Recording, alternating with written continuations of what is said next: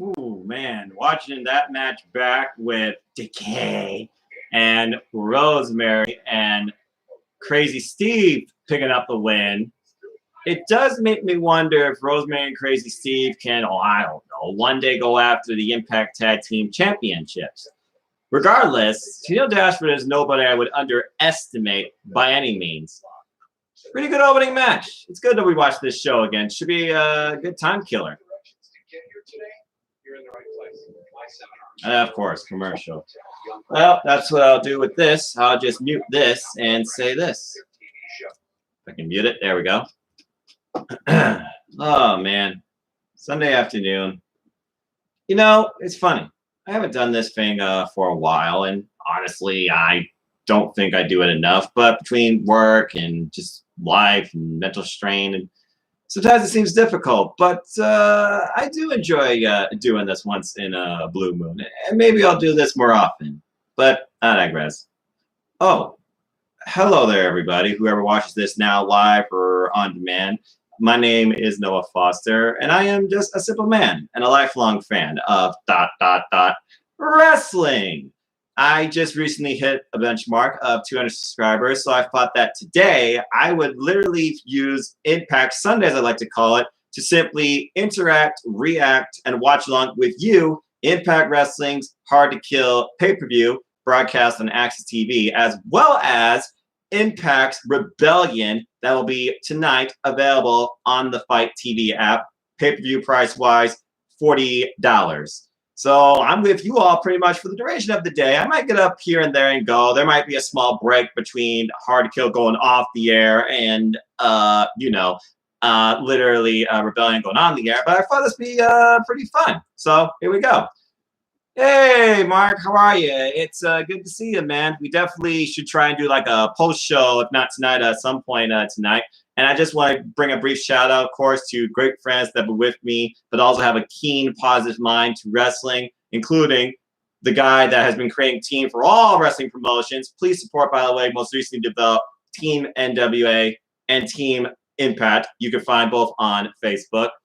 Yes, Mark, we are making history tonight as it's AEW versus Impact Wrestling.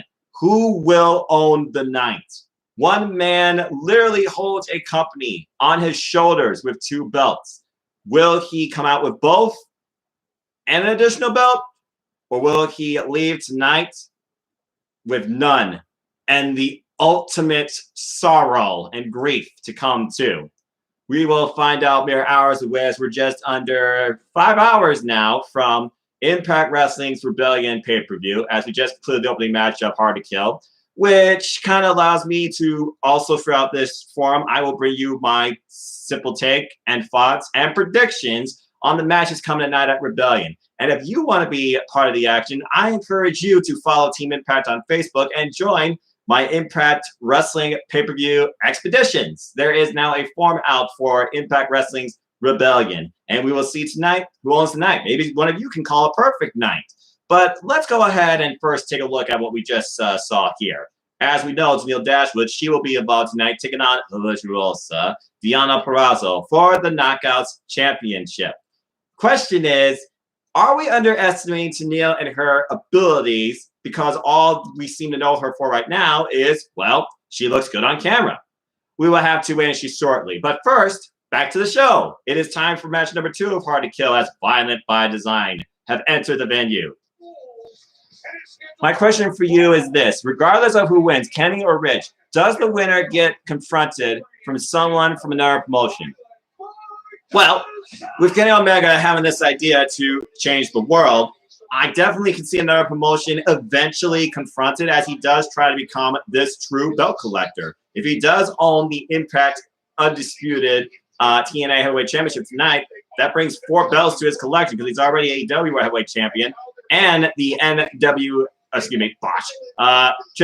Mega Champion. So we'll have to wait and see on that. But if I were to guess the next promotion, I have to think at this point, maybe Ring of Honor, because I still feel like there are those solid ties with Ring of Honor and New Japan Pro Wrestling, and we have yet to see really any real AEW influence in Ring of Honor. And with the fact that we're building the women's division, and we see Kenny Omega, other focus being pushing the women's division and women's pro wrestling forward in AEW. Long overdue, slow burn. It was worth the wait. I can definitely see maybe some prospects or some women of AEW involved in Ring of Honor, and that starts opening the door for more interpromotional work. But we'll have to wait and see. Violent by Design taking on Team Dreamer. Tommy Dreamer now 50 years old and just continuing to do what he loves for the sport. Not for the money, not for himself, but for the talent to come and the talent of today. Gotta respect that work ethic. And of course, always representing Mick and Dean, Dusty Rhodes with those yellow polka dots on his pants. Here comes Jake Something. Well, before he was Jake Something. Also, folks, if you want, please feel free to like, share, subscribe, comment, tell a friend. I encourage you all. Let's just have fun and enjoy life and enjoy wrestling. So whether this gets 0, 5, 10, doesn't matter to me. I just hope you all enjoy the time and the ride. And I'm here to talk with you and answer any wrestling questions you might have in your mind, too. Cheap plug, though, to a good friend, Allie. Hey, Allie. The bunny, as you all know from Impact Wrestling, that got written off, but also now it's AEW. She will be shortly starting a stream on Twitch for what is being known as Sus Day to see if she can kill Brandon Cutler Among Us. I hope that she does. I might check that out via my phone. Don't be surprised. But feel free to follow Allie Wrestling on Twitch as well. Very positive community, positive, outgoing person. And hopefully she can do what she actually wants to do today in Among Us, which is hopefully being the freaking imposter and getting her revenge on Cutler. But I digress. I'm going to share this to Team Impact page now. I'm going to hang out with you for a few. Cool, Mark. I appreciate it. I hope you have fun, and I hope you and your family are doing okay, too, and you enjoyed the Impact Wrestling preview tonight. Good luck with predictions. Well, here we go. 8-man tag team action. It's underway. Well, 6-man, but let's be honest. We know that the outside influencers are going to get involved here. Go for a ride, see what happens. It's old school. This was before Rhino was part of Violent by Design. As Rhino takes on Joe Doran, gets thrown out of the ring. Former cousins duke it out with each other. Eric Young, good grief, Eric Young literally fighting with like a torn ACL. You're talking about literally giving your body to the business. Oh, nice punk kick. Eric Young sent over the top rope. And the Battle of the Cousins. This should be interesting.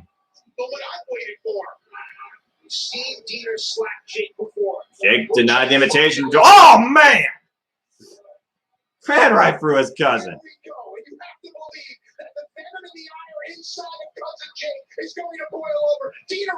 I mean, this has been boiling over for a long time. Let's be honest here. Okay. Ladies and gentlemen, just getting to know that Hard to Kill to crack the top 10 in trending topics worldwide. We thank you so much. Keep it going. #Hard to Kill. Impact Wrestling has come a really long way since those days of poor politics and really scrutinized booking under the eras of Dixie Carter and, dare I say it, Immortal, Eric Bischoff, and Hulk Hogan. And Scott D'Amore has really brought new life in this company, really focusing on this really hungry young roster and putting the talent forward, and I really appreciate that. When it comes to me, I don't look at like the profits, the outlook, the biggest picture, etc. I'm just a fan that enjoys the product and hope to see something great happen between those 4 ropes, and regardless what I watch. And yes, I did check out UFC 261 last night. Congratulations to Rose. What a tremendous historic accomplishment. And I really want to see Valentina versus, oh, that's a bad ride for Dreamer. Really want to see Valentina versus Nunes 3. I think it's a fight to come, but I'm not here to talk UFC. I'm not Mauro Ranallo, and honestly, I'm not the strongest in knowledge of UFC, but I'm trying. And yes, Eric is a little jealous of that because he doesn't get that same. Oh, stiff right to Jake by Eric Young. As Eric Young says, this world doesn't belong to them. It belongs to us. I'm surprised he doesn't have that on a shirt. All right, sure. Hey, you know what? I'll go ahead and do it for Aaron Red. Support NoDQ, folks. Go to NoDQ.com/merch. I have a shirt. Buy a shirt. Support my friends. Support your favorite wrestlers. Support your favorite wrestling promotions. That's all that matters. You gotta admire how everybody has really come together during this pandemic era, I like to call it pro wrestling, continuing to give us what we love in their own way, even if it is a different outlook, and not everything is great. But it'll be so good to see live pro wrestling again. I honestly can't wait. That Tommy Dreamer with the hard irons, whip right young. Oh man, it goes over the top. And the other corner. Oh! Hello! Caught with a cookie tray to the face. Nice cutter.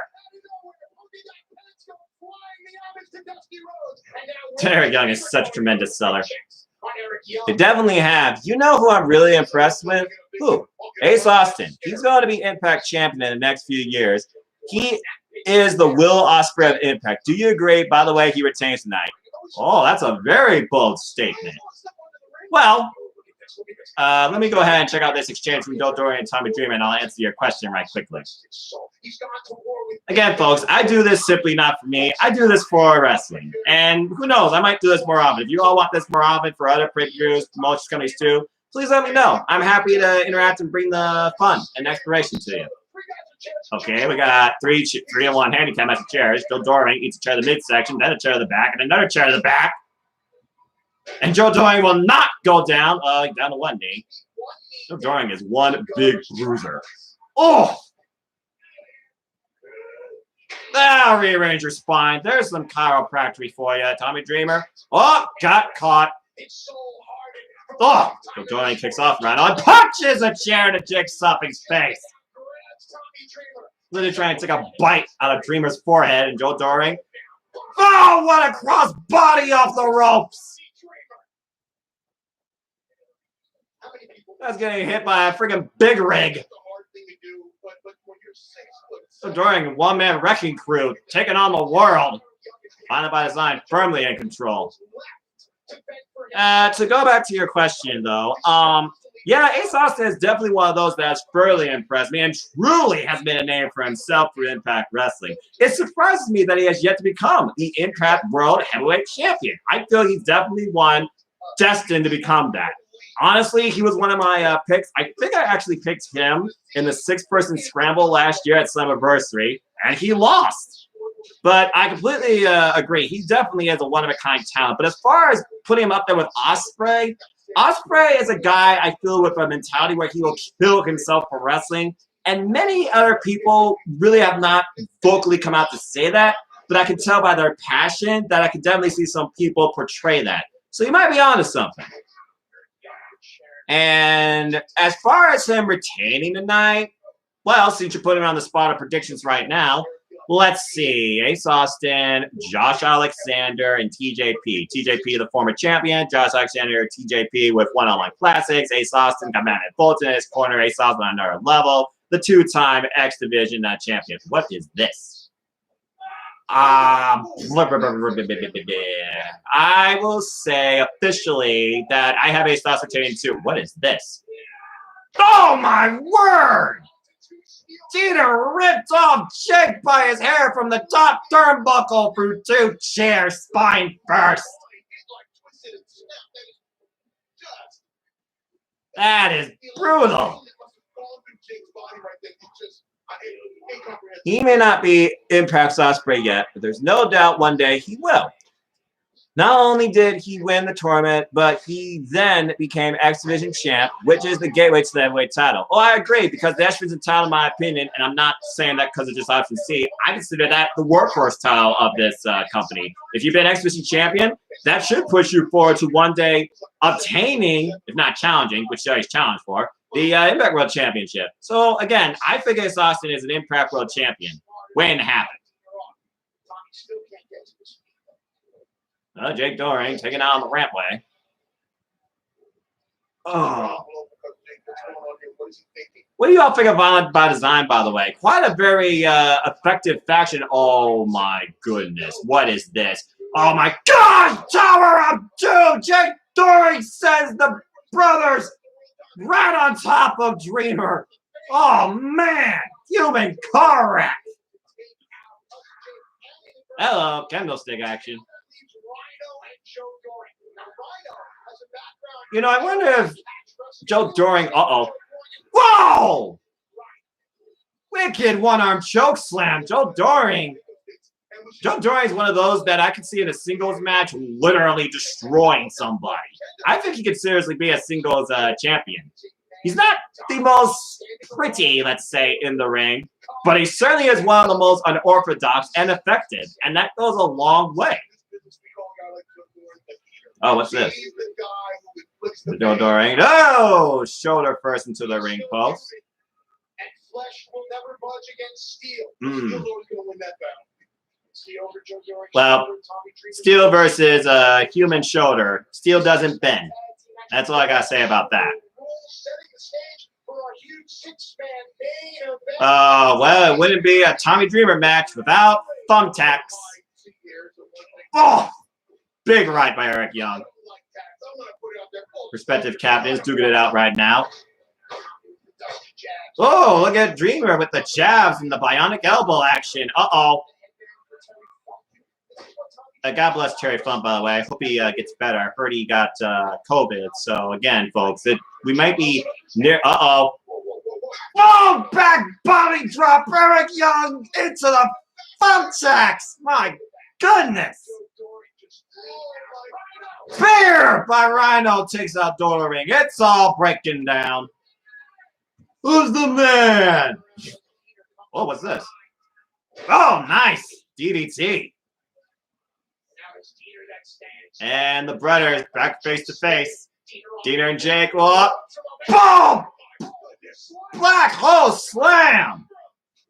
Cover hooks the leg, and Jake not yet. Eric Young with the mask breaking it up.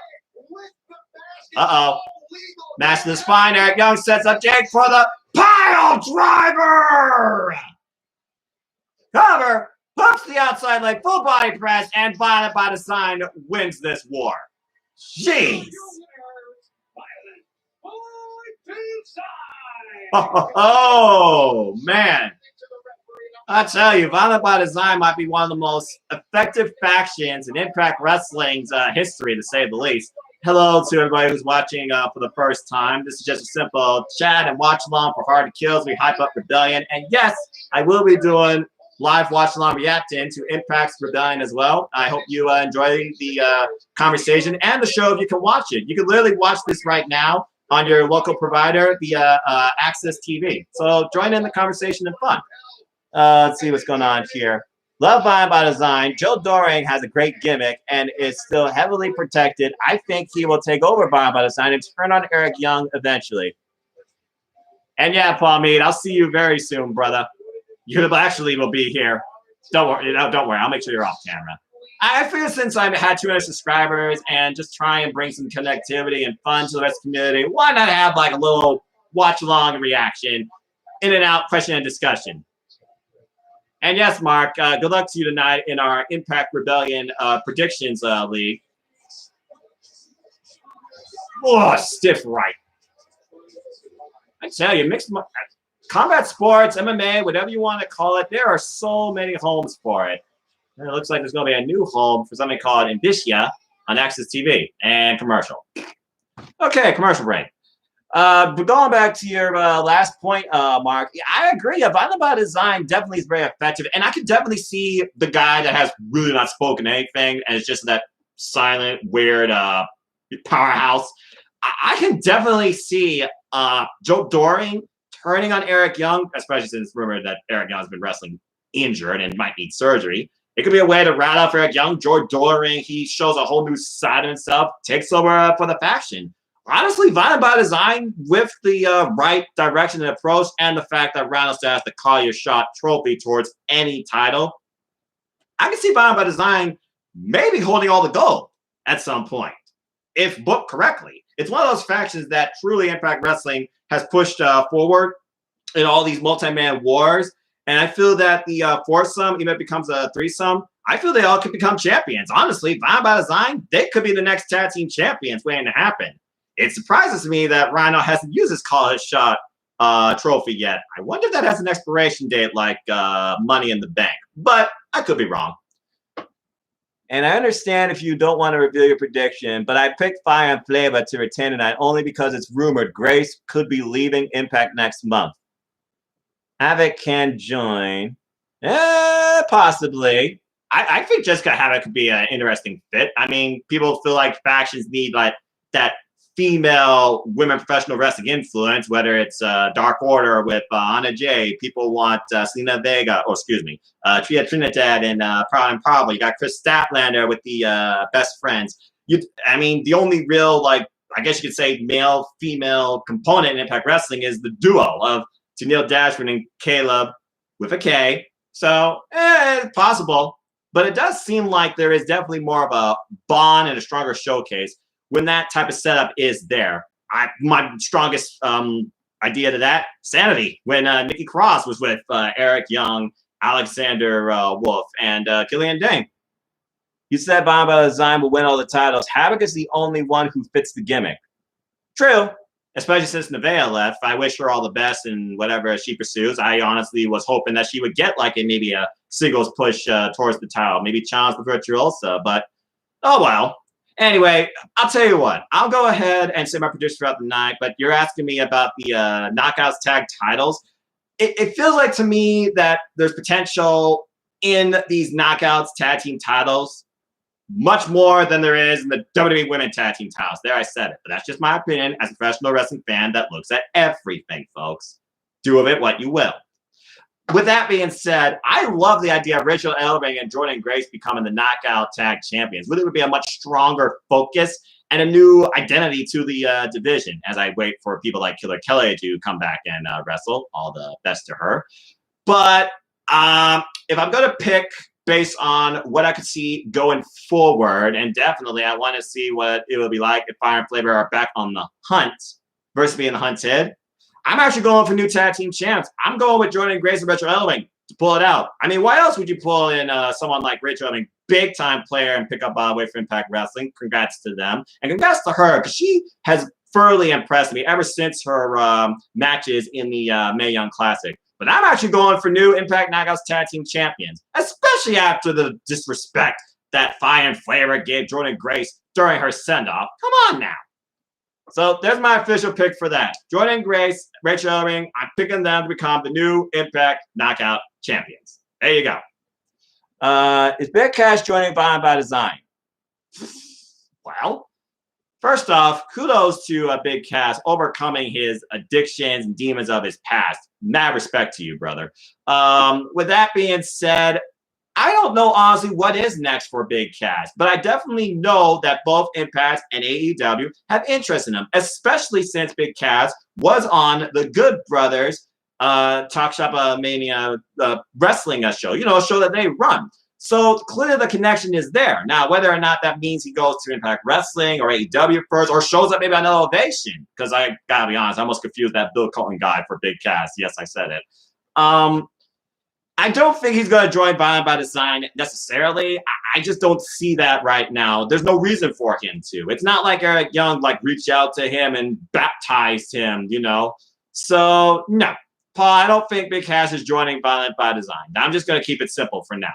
Too soon to say. But if he does come to Impact, I just don't see it happening. That's all I got to say about that. Anyway, while we're on the commercial, let me go ahead and talk to you as I encourage you. Please support my friends at NoDQ. Buy a shirt, NoDQ.com/merch. Follow NoDQ.com for latest updates. WWE, AEW, Impact. We cover all things wrestling.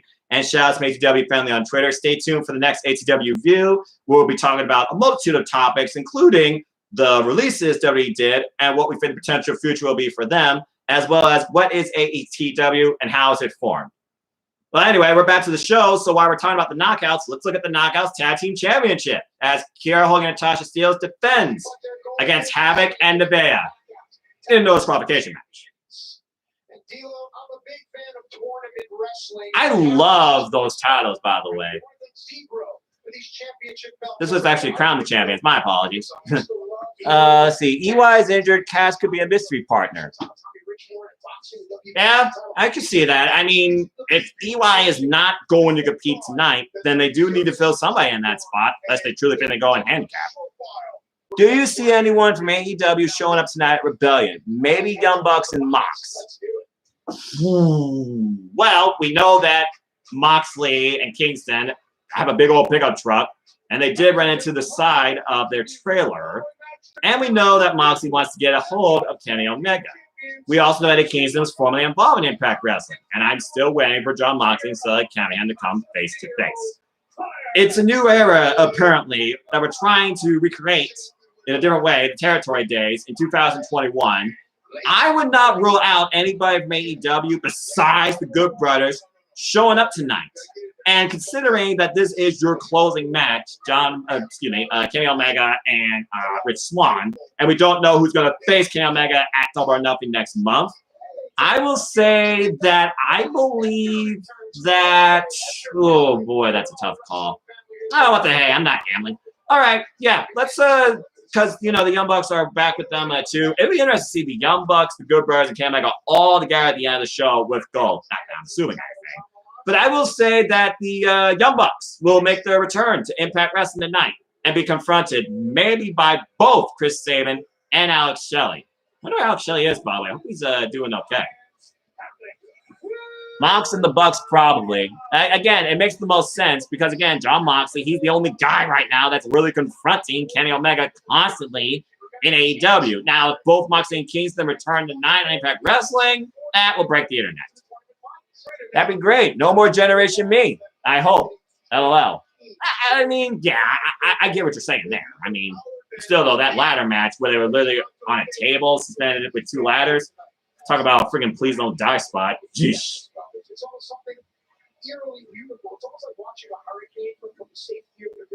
Shelley has been helping out with Trey Miguel's wrestling school in Toledo. Well, that's awesome. Shout out, by the way, to pro wrestling schools in my own city right here in Toledo, Ohio, like Northwest Ohio Wrestling. And here we go. Honestly, I gotta be honest. Fire and Flavor were not my initial picks to win the Knockouts Tag Team Championships. I really was rooting for it. Well, Killer Kelly. But also the fact that Jazz was brought out of retirement for this. I kind of was going for Jazz and Jordan Grace once it was really revealed. But again, due to reasons, that just was not to be the case. Oof. Big splash in the corner by Jessica Havoc. By the way, what a send-off match, by the way, between Havoc and Nevaeh on Before the Impact. Really great stuff. Again, I thought that feud would go a little longer, but Nevaeh wants to go redefine herself somewhere else. I wish her nothing but the best. Gulliver hooks the outside leg kick out at 2. Random. Do you think Triple XL will ever win Tag Gold? And what do you think their future looks like? Is a split inevitable, or will they stay together if things don't pick up? Well, the thing about Impact Wrestling is they have a very unique and dynamic roster, again, with the heaviest team right now. And honestly, I would like to see Triple XL show up in Ring of Honor, maybe confront the Bouncers, if that could be a thing. But with the way those two have been going and really sticking as a unit, I don't see them splitting up. There's no reason to. And honestly, right now, neither man needs to try anything singles-wise. That being said, they are a very good tag team, and there are a few decent, interesting tag teams in this division. I can see them maybe contending for the titles, but honestly, ever as tag champs, that's almost as crazy as thinking the Bouncers might become tag champs in Ring of Honor, which I've seen them live, and I just don't see that happening. So I think they're going to continue as a team, but I don't think they're ever going to achieve Tag Gold. And if a split's inevitable, it'll be due to one person simply leaving. Maybe Larry D going off on his own, and AC Romero, maybe he goes and tries to do something with the Bouncers in Ring of Honor. Just throwing it out there. But again, things picking up, don't pick up. They both have a job. They recently came off a rivalry with Decay, which is also unorthodox in itself. Only time will tell. But I don't see them breaking up. Nice shot to the midsection by Tasha Steelz. Tasha Steelz, by the way, former NWA Power wrestler. I wouldn't mind seeing her back on Power. Oh, big thrust kick. Nope. Havoc too strong. I wouldn't mind seeing Steelz back on NWA, maybe taking on like Alice Gracia or Thunder Rosa or Genocide. Genocide and Camille, by the way. Talk about battle of juggernauts. All this pop culture we're ever seeing about King Kong versus Godzilla. I know AEW did that with the tag match, but that one-on-one felt more like it met sense with that metaphor to me. Really good stuff. Again, folks, for those that are here for the first time, welcome to this simple 200 subscribers celebration, Impact Sunday. Watch along, react, and interact to both Impact Hard to Kill and Rebellion. I'm just a simple man, a life of fan of wrestling. My name is Noah Foster. I hope you enjoyed the conversation, the reactions. I'd love to answer any questions you might have or hear you for your wrestling fandom. And please like, subscribe, and tell your friends too. And we'll see if this happens again, maybe for, what's next? Double or Nothing, or even WrestleMania Backlash. Only time will tell.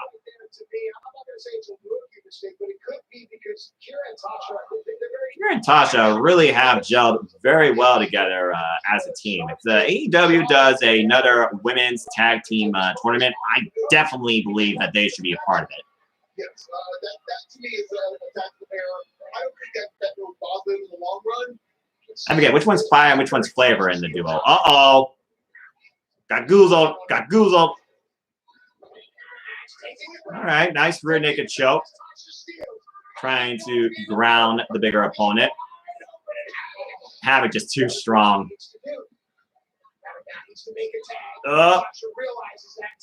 So close to the tag. Oh.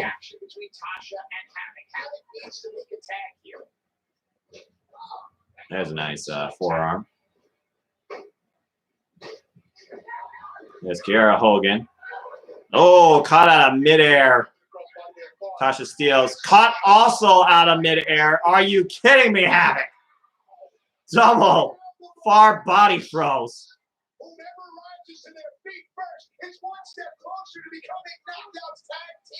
What I appreciate about Matt Striker, he truly talks as an analyst, but also brings the energy as a fan to those like key moments that really impress you.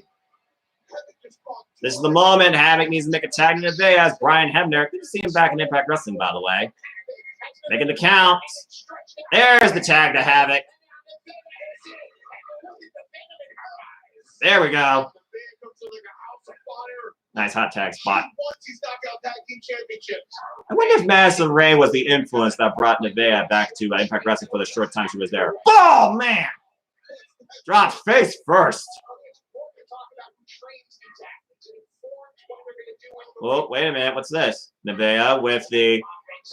Nice! DDT into a side takedown to nice near fall. I like to see Shida show up after the Virtuoso retains tonight and have a stare down between both women's champions. Okay, look, I can get what you're saying, but I think it's too soon to go, you know, the whole champion versus champion type thing with the women as well. Plus, we know who's next for Hikaru Shida because she's #1 in the rankings. The question is this the time where she finally becomes the AEW Women's Champion? Only time will tell. What I love what Kenny Omega's done, he's really slow burned the drive forward for women's wrestling in AEW. Havoc, double choke slam to Fire and Flavor. Very impressive. But to go off your point, Shida right now, she has to figure out the good doctors waiting for her to make an appointment. So we'll have to wait and see on that. Nice sidewind DDT. Did not go for the cover, though. Tasha Steelz kicks to the midsection by Nevaeh. Nevaeh sets her up. Tasha counter. Ooh, Tasha backed up the opponent to the wrong corner. Tag to Havoc. Havoc. Oh, boy. Oh, man. That was a ridiculous double choke slam spot. Oh, what's this? Wait a second. Oh, wow. Nice roundhouse kick. Very good springboard cutter. Hooks the leg and Nevaeh breaks it up. Finally taken off her feet. Nevaeh had to make a decision. I totally believe that was going to be the 1, 2, 3. What happened to the original? Well, I guess it would be Impact. Yeah, they would be Impact tag team titles from the Knockouts that ODB and Eric Young had. What if they still have that somewhere? By the way, Shida Tai Kanji, what an incredible match this past Wednesday on Dynamite. Absolutely, both ladies brought it. That is women's professional wrestling brought very high. Oh, the stunner! And a super kick. And Havoc thrown out of the ring. While I have this moment, I strictly personally want to thank Madison Rayne for her many years of service for the dozen titles. That's right. This is where Madison Rayne announced her retirement prior to this show. Nice takeover. I thought she was going for an armbar there. I totally second that. Madison Rayne's been nothing. What's Kiera Hogan going for here? Oh! Fisherman Bridge, and there you go. Swinging Fisherman's neck breaker went to a bridge. Northern Light cover and Fire Flavor. That's how they won the Impact Knockouts Tag Team Championships.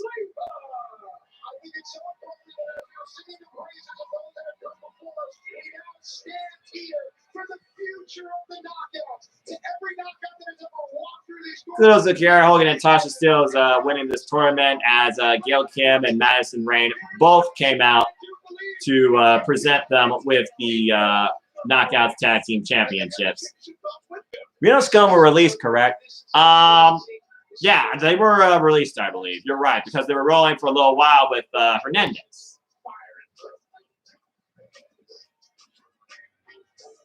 Gail Kim, of course, still working very heavily close with the Knockouts of today in the Knockouts division. I wonder if Madison Rayne is still working like backstage as far as a producer role or executive leader for the Knockouts, kind of like what Maria Kanellis is doing now, rebooting the Women of Honor division for Ring of Honor. Very good match. Very good moment. Fire and Flavor, they're in those titles. I'm good to them. I mean, they've survived one match so far, but whether or not they survive tonight against Jordan Grace and Rachel Ring, that means yeah. But I think personally, new champions, since Jordan Grace is going back after the Knockouts title, I think new champions would be a really nice fit. Kenny Omega, Rich Swann, what is there to expect tonight from this match? Is it going to go all night long? Has Rich Swann found a way to avoid the One-Wing Angel? Or is he just another notch in the legacy that is the best bout machine, Kenny Omega? Mere hours away, folks. Mere hours away. And it will be officiated by AEW referee Aubrey Edwards. And play-by-play will be brought to us by Mauro Ranello. You couldn't ask for a better setup for a World Championship match right now between Impact and AEW, with this whole idea of companies working together in collaboration, putting the talent before the, what's the word I'm looking for? The stockholders. Let's just call it that. But that's all I got to say about that. Well, anyway. But yeah. Ashley Brandon's doing my... All right. Well, good luck, Ashley. Oh, no, I'm gone. I'll be back in an hour. I'm going to finish my Game of Thrones episode. I'm on before and talk to you soon. And check it out later, Mark. Thanks for tuning in for the time being. Hope you've been enjoying it and having fun. Catch you later. So let me ask anybody in the chat, do you have any thoughts regarding AEW, Impact, this collaboration, fantasy booking, matches you want to see, people who you want to show up, or anything on your mind right now? Don't be shy. You're not on camera. I'm not forcing you to do anything. As somebody who literally just did this themselves for several years, being just a guy that's a fan of himself, I basically use chat to profess my fandom. So please feel free to share your thoughts as well. And let me know what's on your mind. Guys, right now we're just on a commercial. And I forget, what was the next match after the Knockout Tag titles? I got to go back and look at the Hard to Kill card. Nah, I'll just let it run itself out. It don't matter. Game of Thrones, Game of Thrones. Game of Thrones, one of the most pirated series ever in media. I must say it was a wild show to say the least. Working at Walmart, selling those boxes and hearing the spoilers and stuff like that, and people were angry about the ending and all that stuff. So, well, anyway, so now we wait for this to come back. Again, if you haven't already, please join my Impact Rebellion pay-per-view expeditions. You will find the link on Team Impact on Facebook. And again, if you haven't already, I encourage you, go ahead and try the preview out yourself. $40, unless you invite friends, get $10 credit towards each thing. And check out the preview if you can yourself tonight. It's sure to be a wild and good time. All right, so we're just going to keep on waiting here.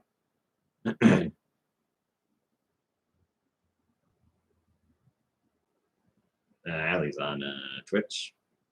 If y'all want something different, go ahead and check out Allie Wrestling on Twitch. As her and the AEW crew, they do Sustain Among Us, and hopefully Allie kills Cutler at least 6 times over. Hey, Allie.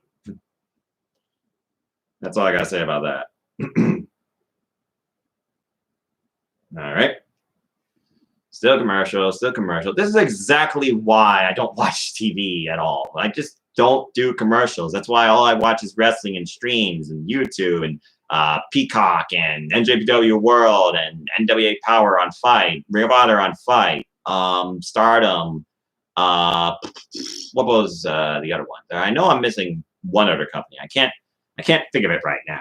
And of course, my best brands, NXT and NXT UK from the WWE. The best 2 brands from that promotion, if that means anything at all. But I digress.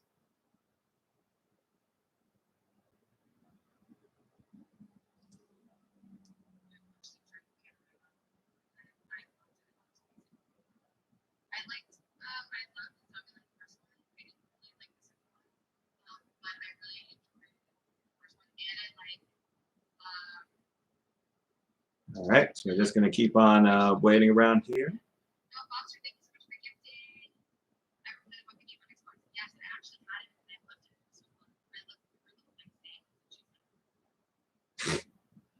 Oh my gosh, watching Clue last night, I'm still laughing my butt off. Tim Curry, performance of the decade. Probably when that movie was around, of course.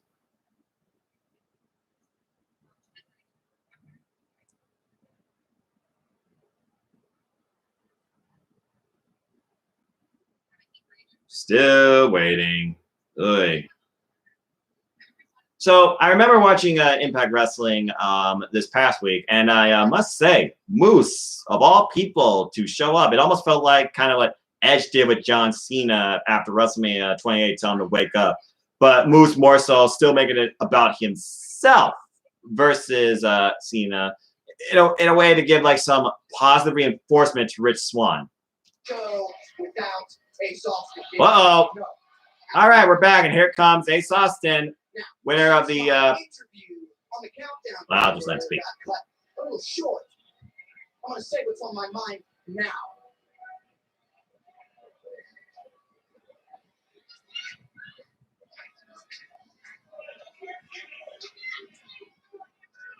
Right there. You mean to tell me that the best use of Ace Austin's time on a night like this is to sit on a countdown panel and talk about a Josh Alexander match?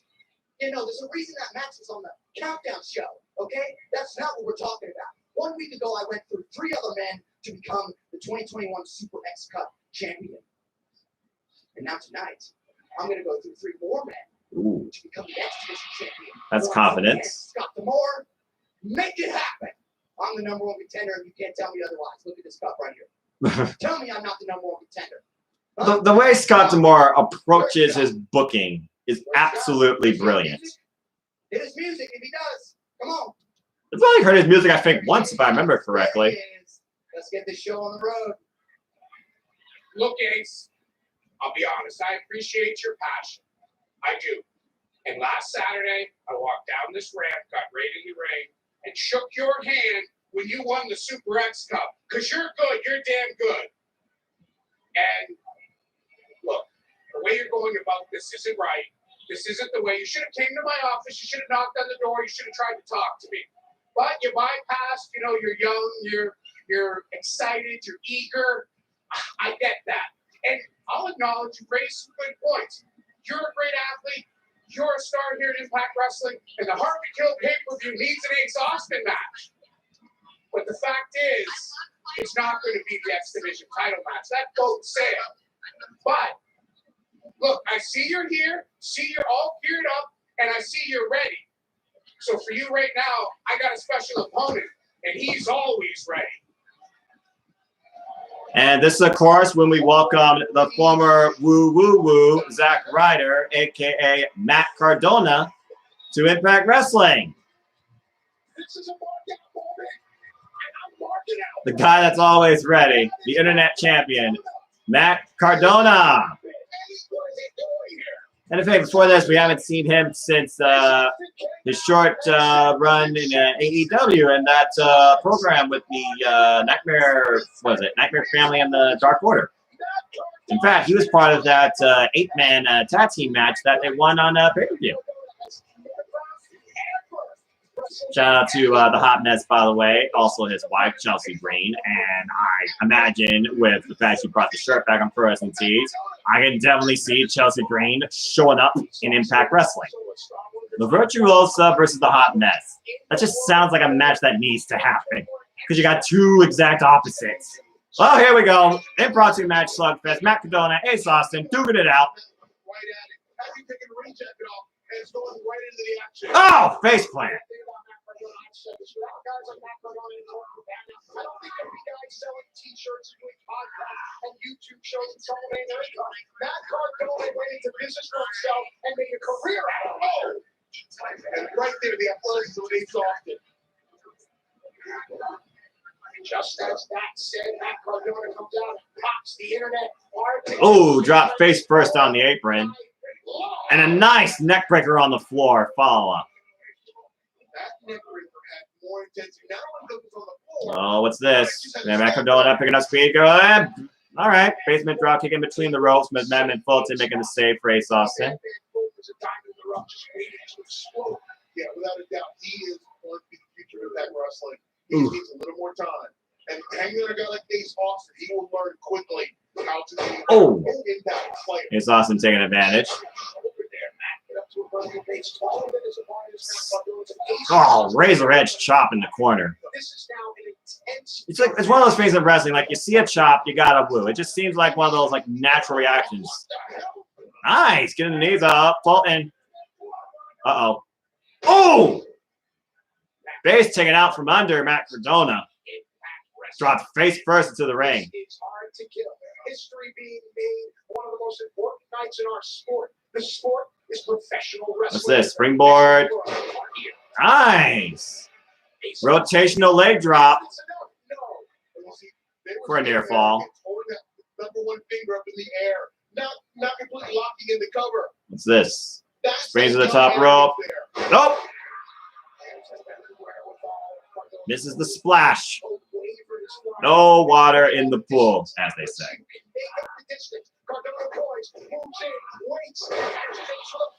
Nice flapjack. Shades of Okada. I really hope Okada brings back the Rainmaker when they revisit Okada and Ospreay. There, I said it, at the Tokyo Dome at Grand Slam next month in May.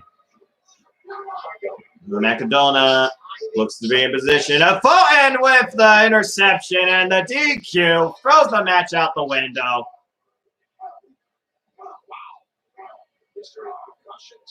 Madman Fulton from my home turf right here in Ohio.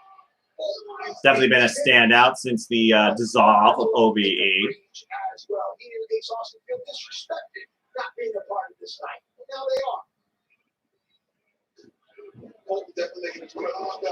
Ooh! Nice missile drop kick, knocking Fulton to the other side of the ring. Oh! There's Radio Silence, as was later known.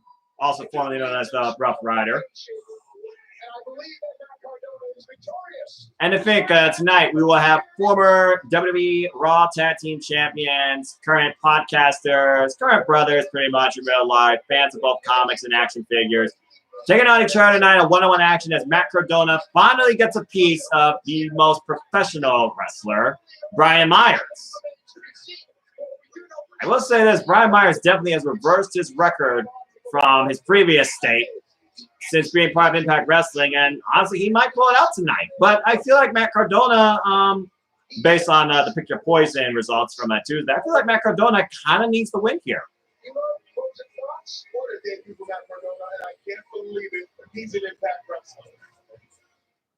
Yeah, don't underestimate or count out Impact Wrestling. That's all I gotta say, especially nowadays. Invicta. Oh wow. I have to check out Invicta and see what that's about. Since I've been getting more into combat sports. Commercial. All right. Hello again to everybody who's been tuning in so far. Yes, we are live reacting and watching along to Impact broadcasting of Hard to Kill on Access TV. And tonight we will also be live reacting, maybe on YouTube, maybe other platforms, we'll see. But we will be live reacting to Impact's Rebellion pay-per-view tonight, headlined by matches like Deonna Purrazzo versus Tino Dashwood for the Knockouts Championship. We have Rachel Ellering and Jordan Grace taking on Fire and Flavor for the Knockouts tag team titles. And of course, we have for our main event, title for title, the AEW World Champion Kenny Omega takes on the Impact World Heavyweight Champion Rich Swann. And Aubrey Edwards will be the referee, and Marvin Nettle will be on call for commentary. So it should be a very fun night tonight, and a very interesting one as we look towards what awaits us this week on both AEW Dynamite and Impact Wrestling.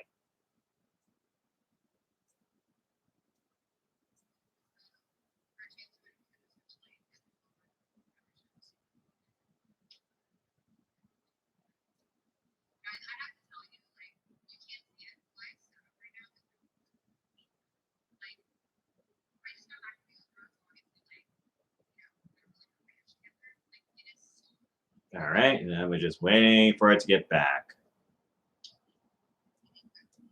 You know, it's funny. Mammon Fulton and Josh Alexander, we've seen them like one-on-one. Both of those men could be the potential champion, I feel like. Honestly, those two can make an interesting tag team, but of course, with the way things are right now with Ace Austin and Mammon Fulton as a duo, I don't see that happening. But it kind of surprised me that Ace Austin and Mammon Fulton aren't like, you know, going after the Impact Tag Team Championships.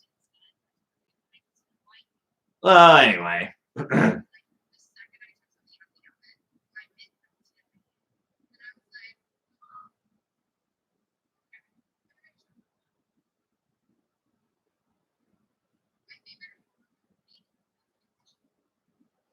Allie getting ready to play Among Us with the AEW crew. I hope that she kills Cutler.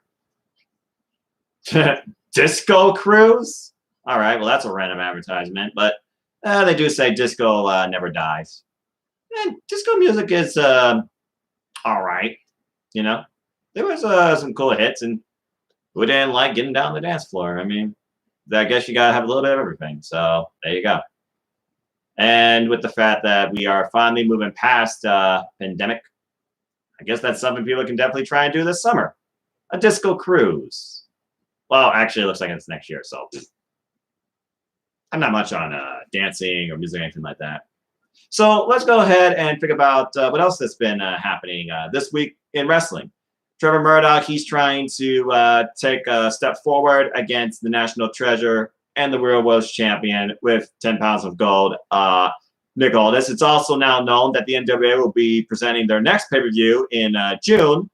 That's going to be, I imagine, Carneyland inspired a bit, circus, ringmaster type-esque. I love how the NWA brings like these retro vibes, but such a throwback type feel to themselves too, and everything they do. Although I'm still waiting for the Turn and Waffle Man to show up on GB Studios. But I'm looking forward to this next pay-per-view, and I feel like it's going to be headlined by Trevor Murdoch versus Nick Aldis for the NWA World Championship. Nick Aldis, of course, being one of the longest reigning champions of the modern era. I believe he's over now 900 days, if I'm counting correctly. But the thing is, he needs people to step up and really try and challenge this man. It's like, since Cody, no one's been able to take this title off him. And Cody had it just for a short period of time back at NWA 70th. And of course, it's when Camille was first introduced.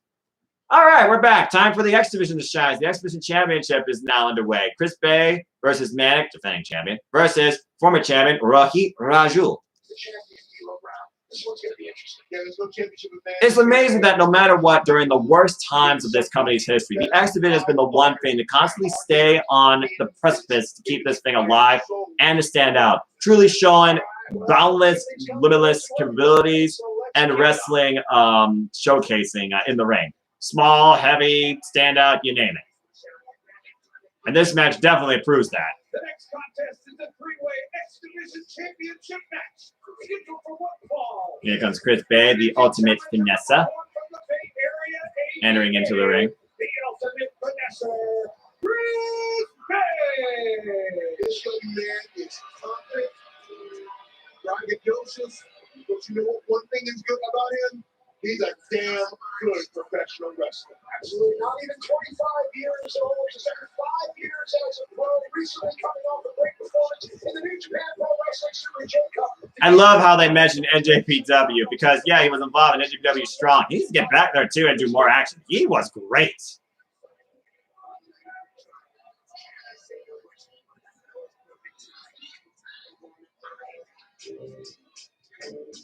And here comes the former out of nowhere X Division champion that I thought never would happen, but had a pretty interesting, good reign. He did what he had to do to keep the title. Can't argue with that.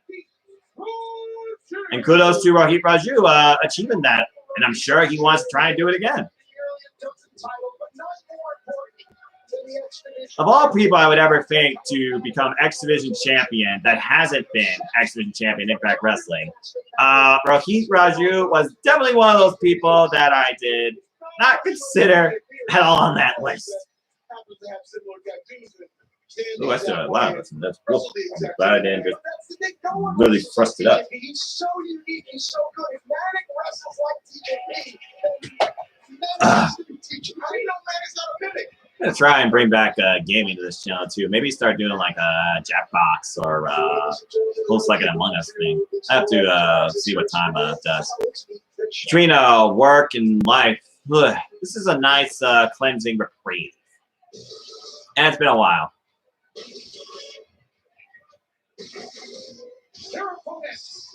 Here comes Manic.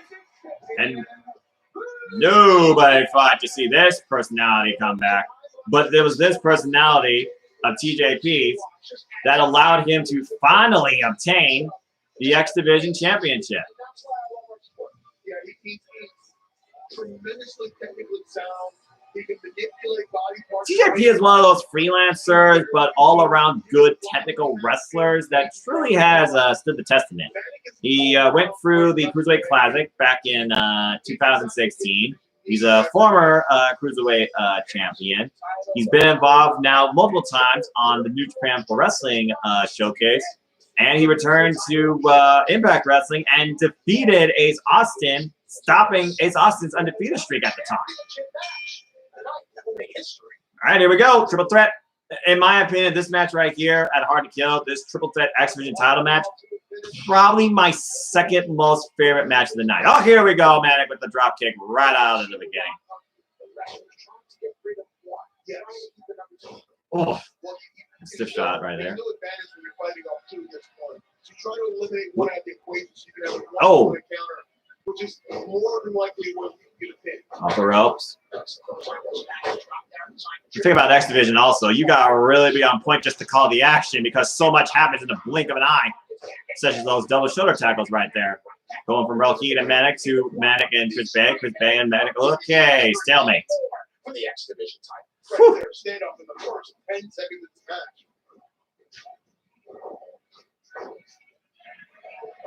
What I like about Chris Bay is I think he represents the future. We saw Tommy Dreamer and Rhino, and they are, I don't want to say the old guard, but they are that past guard. Oh, nice.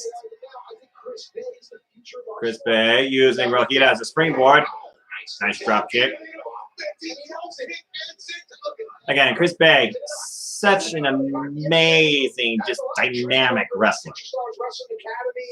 And he loves to show off. He loves to showboat, but he also backs it up. So, I mean, if you can back it up in the ring, I say do it if it strengthens you and strengthens your presentation, but it has to lead to results, too, in the end as well.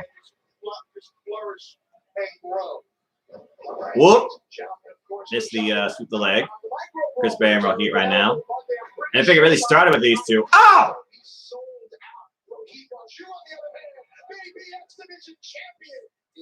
Whew. Nice. Snap flatliner. What do you think? It started with these three men, with Rohit and Chris Bay both trying to get the title. And then literally it was Rohit that took advantage of Chris Bay to get the title. Ooh. There's a shot. Look, Chris Bay sent over the top, stands on the apron. Manik and Rohit. Rohit passes by Manik. Rohit drives Bay off the apron. And Manik Rohit right now. Whoa. Oh! Nice tilt-a-whirl, full body slam.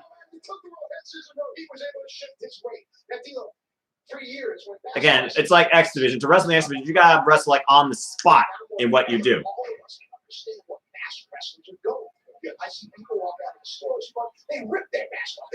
They suck in the air. Now, of course, Manik's mouth is exposed, his nose is covered. It makes it very difficult. I think it's something that we can all get it because we're all used to wearing masks now, but imagine wrestling 25, 20 minutes in a hot building and doing that with someone else beating on you and still trying to breathe. Oh, there's Chris Bay. Wicked forearm shot to Rohit. Now it's Chris Bay and Manik in the ring, one-on-one. Chris Bay, by the way, tremendous match against Rich Swann for the Impact Railway Championship last year's, I think it was the last Impact Plus special. It wasn't Turning Point, I think. I need to try and look up their schedule again. Whoop. Manik slides from underneath, rolls up Chris Bay.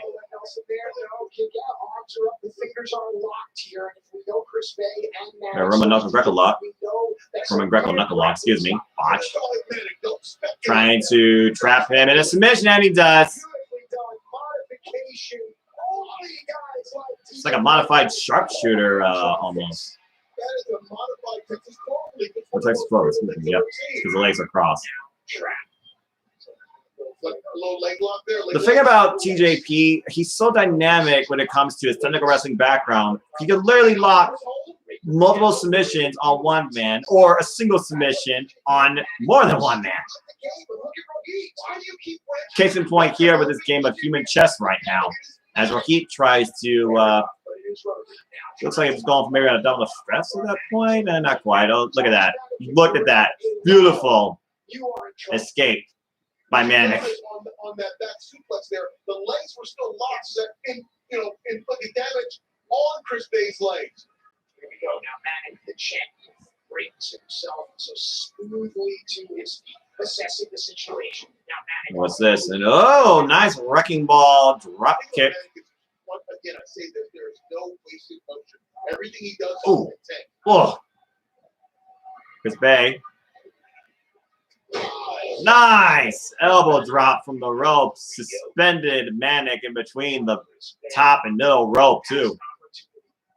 Chris Bay firmly in control, but the only man in the ring. Uh-oh. And Chris Bay got momentum and goes for the wrecking ball drop kick. Misses.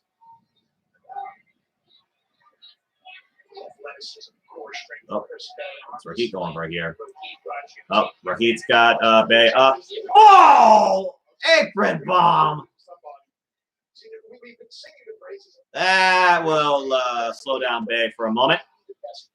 Probably the best strategy you can have in an X Division match. Slow down your opponent. In a triple threat, you want to isolate your prime target. In this case, Rohit is targeting the champion. Uh-oh. And once again, Rohit going for the mask, as he was trying to expose that it wasn't meant that being with TJP. As part of the agreement, TJP was never supposed to face me for the X Division title again. But, you know, who looks at loopholes and stuff like that besides lawyers and wrestling, right? Yep, he took the mask off.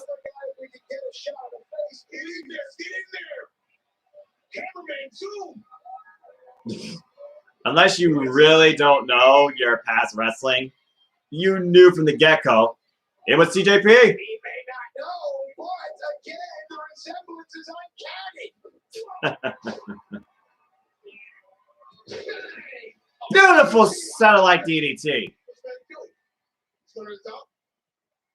Might be looking for that Mamba splash. Watch Chris Bay, though. Oh my God! Cut out of midair to a cutter by Chris Bay. Are you kidding me? Bay going for it at the finesse. Hits it on both. Covers the champ first. Kick out. And also broken up by Roll Heat. Oh, come on.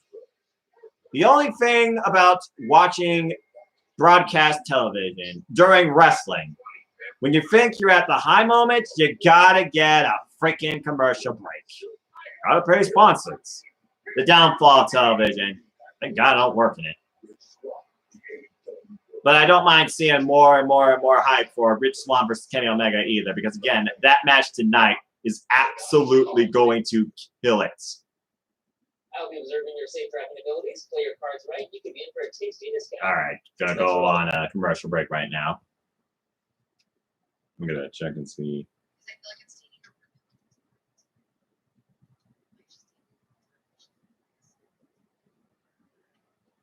I want to give a quick shout out to a couple friends I know that are also starting to pursue their own lifelong passion and careers in professional wrestling. So shout out, of course, to my friends that I've come to know in the Alley Discord community, Mont, and of course, Becca. I wish you both the best in your wrestling pursuits, as I know my friend Mont will be training with the natural Dustin Rhodes at his academy, Rhodes Wrestling Academy. If y'all haven't watched that, I highly encourage you to do so. Great first showcase. I hope he does it again. Shauna Reed was definitely a standout for me. I love the fact she's been involved in AEW Dark and Elevation.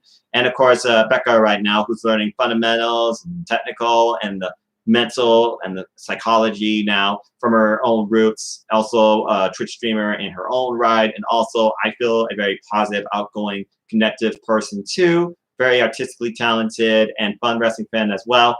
I wish her the best as well.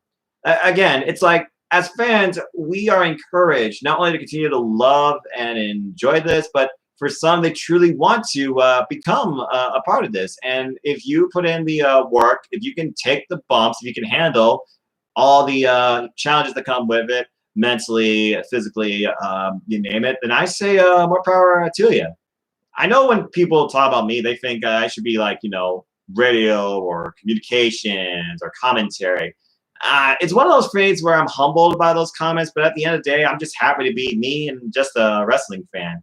Yeah, I wear suits, but that's just me. I'm casual. I've always just been like, you know, business casual. You remember the guy from How I Met Your Mother that was all about suits? He once said nothing fit me more than suit.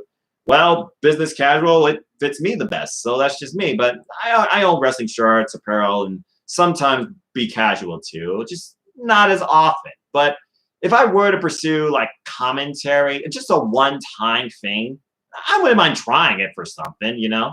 But I would have to, like, you know, actually venture out and do that. And right now with this pandemic lifestyle still very much a thing, I'm not venturing out anywhere beyond my home, let alone my city.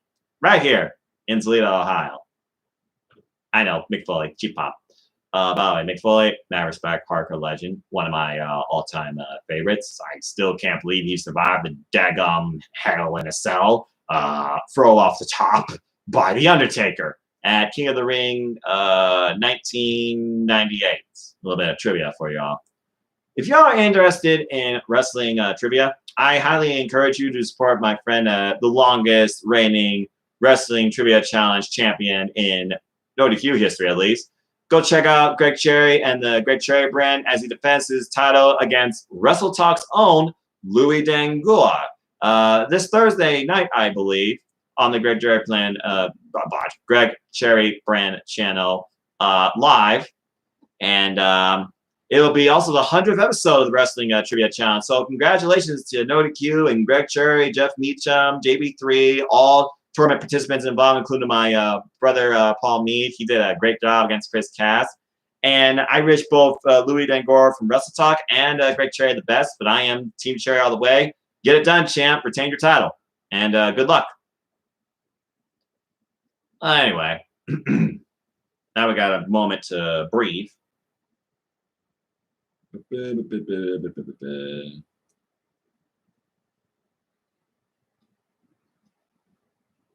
That'd be an interesting idea.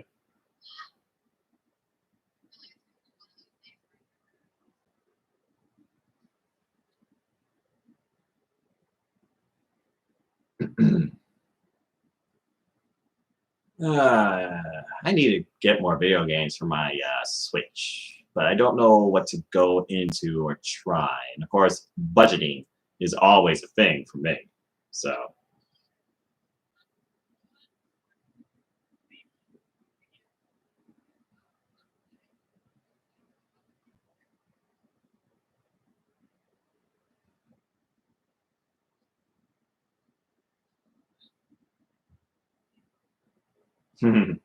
That's funny.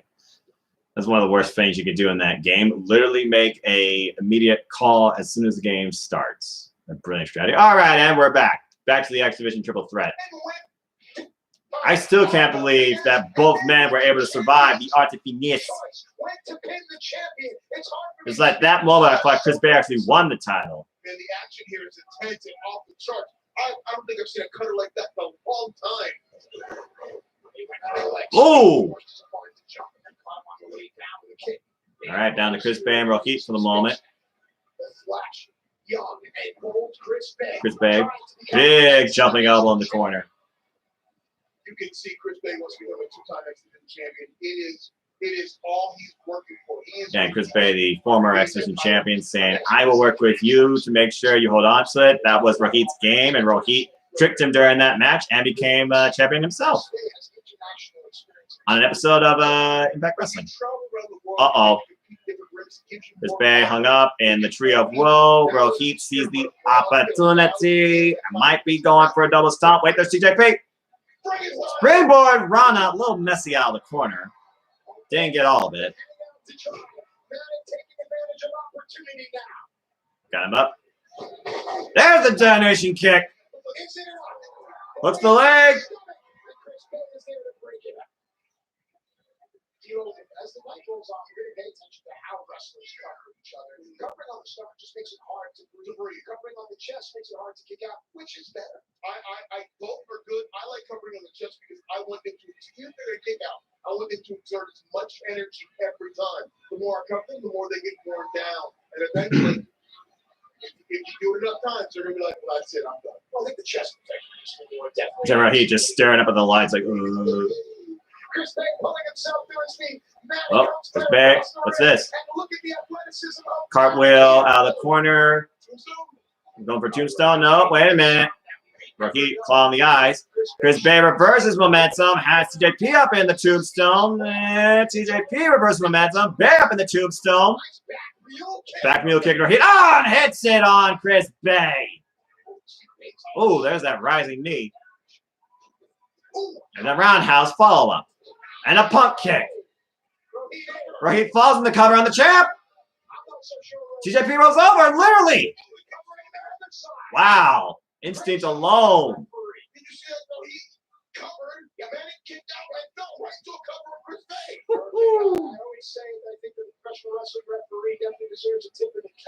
You guys are fantastic at this match here.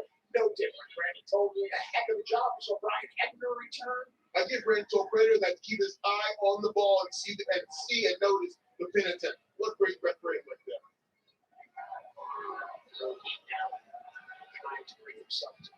All right. Oh. Bit of a form exchange now between Rohit and TJP. I hope that Jeff figures out what's going on with his internet so he can do his watch along on his channel too. Support the Jeff Meacham Network, folks. Great stuff every day. Hardworking men always bringing you wrestling talk and more 7 days a week. What on earth is going on here? Oh, got a train right now of participants. Whoa. Oh, man. Spike DDT off the top.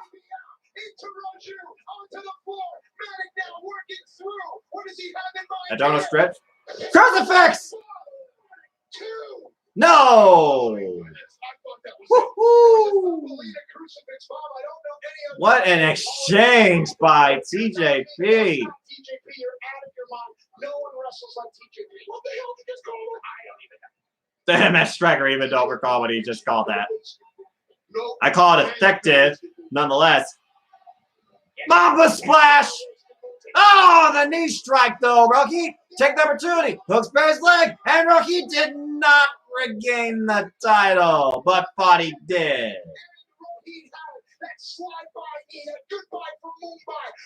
Goodbye from Mumbai. What a clever move name.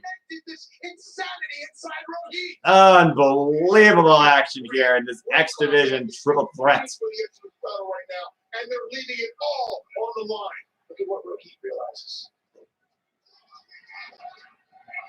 What's Rocky going to do? Oh, man. Rohit right now, both the champ and other challenger down. Rohit going to the top rope, focusing on Bay. What is this? Oh, wait. TJP back up. It's TJP now, folks, because Manic, you know, got a mask. Second rope. Going for a superplex. Wait a minute. Oh! Dropped face first, chest first.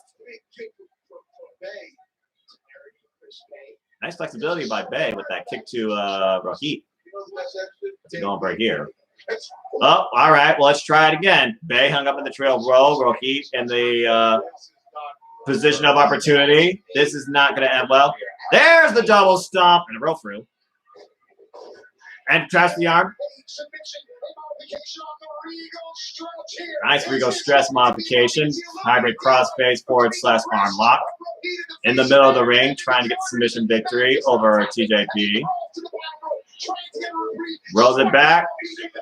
Very smart. Stays what Sasha Banks does in the bank statement. And Chris Bay broke it up. He has come such a long way from those Desi Hit Squad days. Yeah, I remember the Desi Hit Squad vaguely. Who else was in there besides Shira and Rohit? Who was the other guy's name? Inside Cradle! Hooks the leg! And kick out it too. Ooh. They turning up the offense, going for those kicks. And there's another rising knee strike by Rohit. A sliding knee. Oh, TJP with the roll through. Got him! Covers the full body weight to package Rohit for the win and retains the title. An incredible triple threat match. Only brought to you by the X Division as always.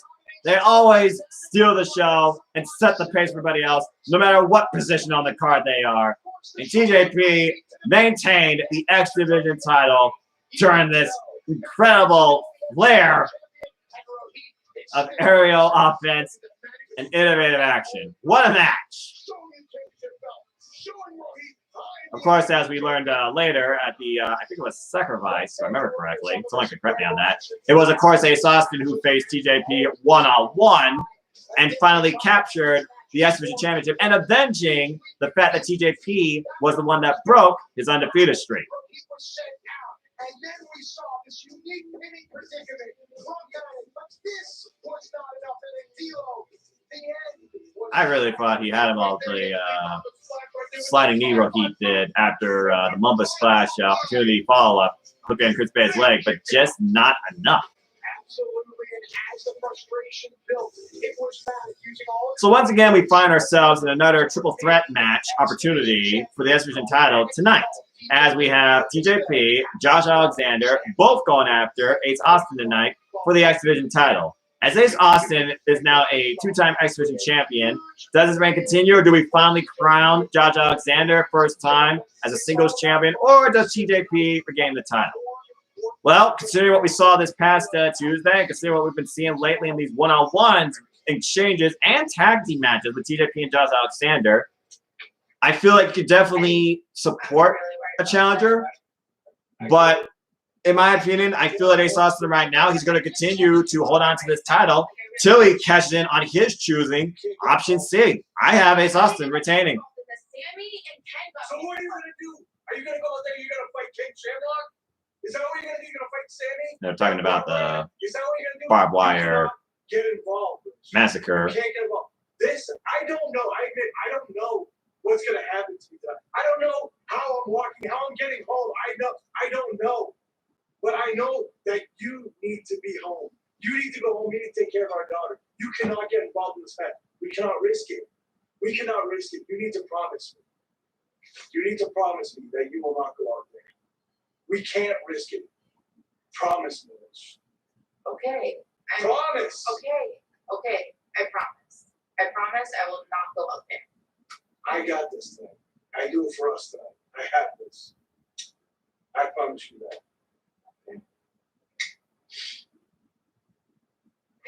Well, you gotta admire Eddie Edwards' heart and his confidence and his passion, as another person's passion will be challenged tonight on Impact Rebellion as Terry Miguel challenges Sami Callihan in a last man standing match. Should be a really good match.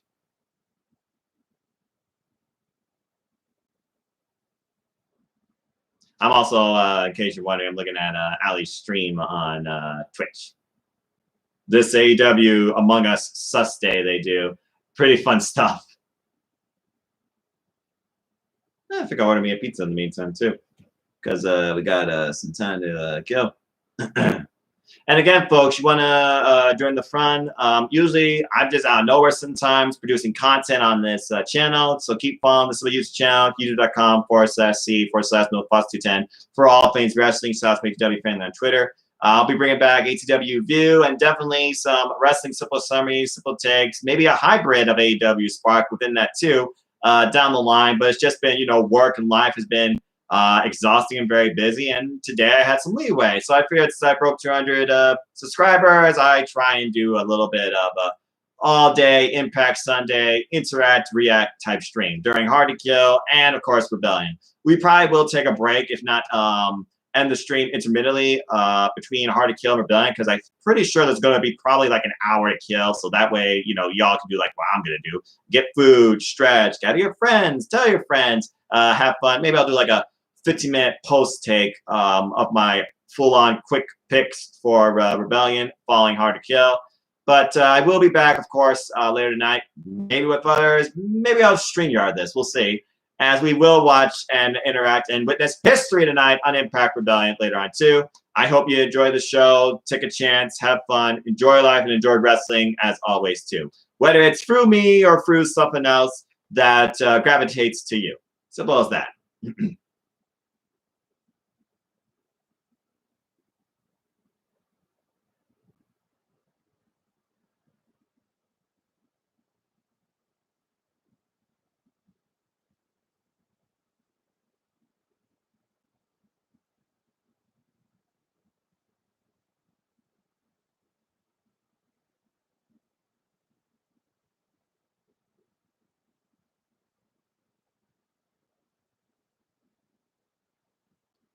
Commercials. Everybody doesn't like commercials. I don't know who does besides the person who produces them. If I were to make a Weird Al Yankovic song about commercials, it'd be probably a parody of "We Didn't Start the Fire." We don't need commercials here, or some nonsense like that. But I'm not musically gifted. There's certain talents that people have, and music is just not mine. One of mine, though, if you can tell. Computers, just, honestly, I feel like that's probably one of my biggest talents is computers. But that's a story for another day. Oh, Beta Scott's playing this time. That's interesting.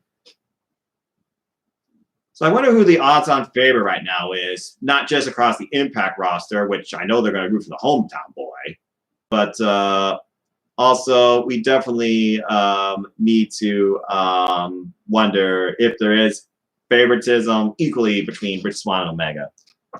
We need the TNA General back in no DQ. The TNA General.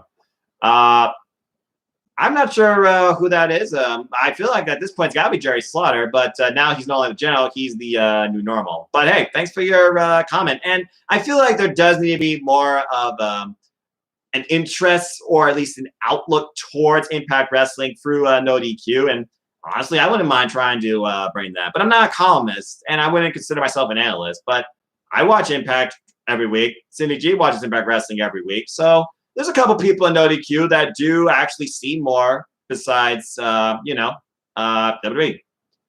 Please let me know who that is because I've only been part of NoDQ now for, 3 years, only 4 years in September. And Honestly, I'm not that familiar with all the history of No DQ, so I'd love to know, David. And thanks for tuning in. Happy to know you and see you. My name is Noah, and I actually work for No DQ as the league correspondent, tracking all the predictions leagues for WWE and NXT, and encouraging No DQ Galaxy to get involved too. Well, back to the show. The Knockouts now in action as the Virtuosa, Deonna Purrazzo, looking classy as ever.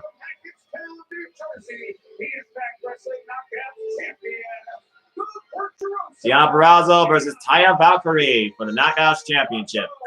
Carrie. I'm sorry, Susan. He was ripping for TNA back in 2018 for No DQ. I'm not sure who that is. I wonder if he was only on there for a couple of times, or was he somebody we found from the Galaxy? With a lot of hype, with a lot of fanfare, with a lot of prompting circumstances. All she did was back it up every time she stepped in the ring. Yes, Deonna Purrazzo is the future, and the future is bright for Deonna Purrazzo. Taya Valkyrie, her opponent challenger, has a dozen years of experience, trained by the legendary Glenn Storm, the longest reigning Knockouts champion. But her story goes deeper than that. Left British Columbia, went down to Mexico, kudos to what Deonna Purrazzo has really done with her career. Really turned it around for her and really made Impact Wrestling her home and really where she has honed her craft. Here she is. Here we go. Going right at it. Starting with a buzzsaw. Taya Valkyrie, of course, really fired up as always. Laura Holoka, now Miss Fancy Monet. Isaac, the TNA General. Oh, okay. I don't think I've ever done like a video with him, but I wouldn't mind seeing if he still represents or supports TNA Force Us Impact Wrestling. So that's pretty cool to know.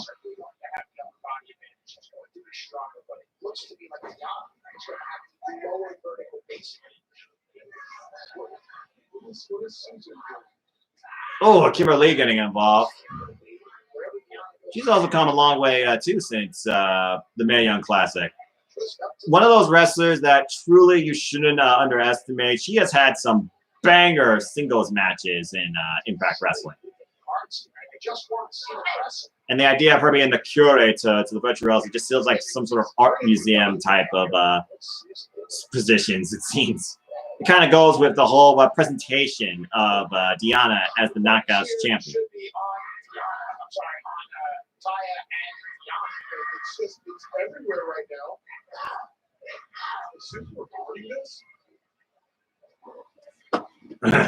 I wonder when Su Young's going to come back. That was a really weird one-off. Deonna Purrazzo, who of course has held the Knockouts Championship since winning it back from Su Young. And first, of course, winning it from Jordan Grace in a very spectacular fashion at Slammiversary and successfully retaining it in a follow-up Iron Man match. She's been pretty much gone for the entire division except for Kelly, but that's a whole nother game. But Tenille's one of those that I feel could really surprise us.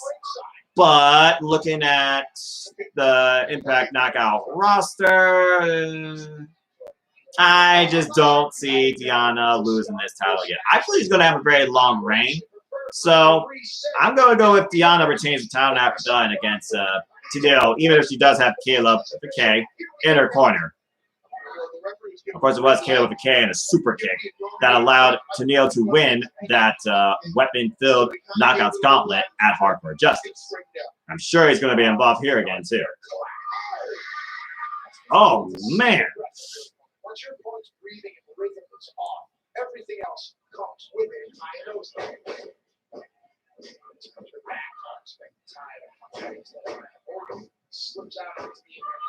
There we go. Ooh, there's a stiff shot. There's the arm here. Oh, that hurt the arm.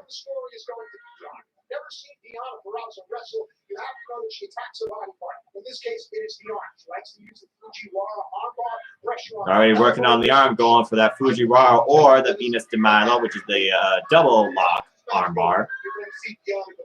Oh, look at her rearrange. Jason Baszler. Oh, stop right on the elbow. It's like discoloration in Ty's elbow already bruising and the blood starting to move forward. Working both arms now. Very slow-paced, calculated style by Diana right now, keeping her opponent down below her and also working the arms, thus leveraging her power game and her striking ability. Ooh, vicious arm right Also, Taya has a slight height advantage. The fact that Taya is down now. Yeah, there's no height advantage when you're laying on the mat. now. Nice spinning route, nice spinning midsection kick on the knee and a clothesline follow-up. But Taya definitely was hurting from that. Definitely did not get the full power behind that. Still very much so. Taya could not wrap that other arm around to make a complete cradle. And commercial again.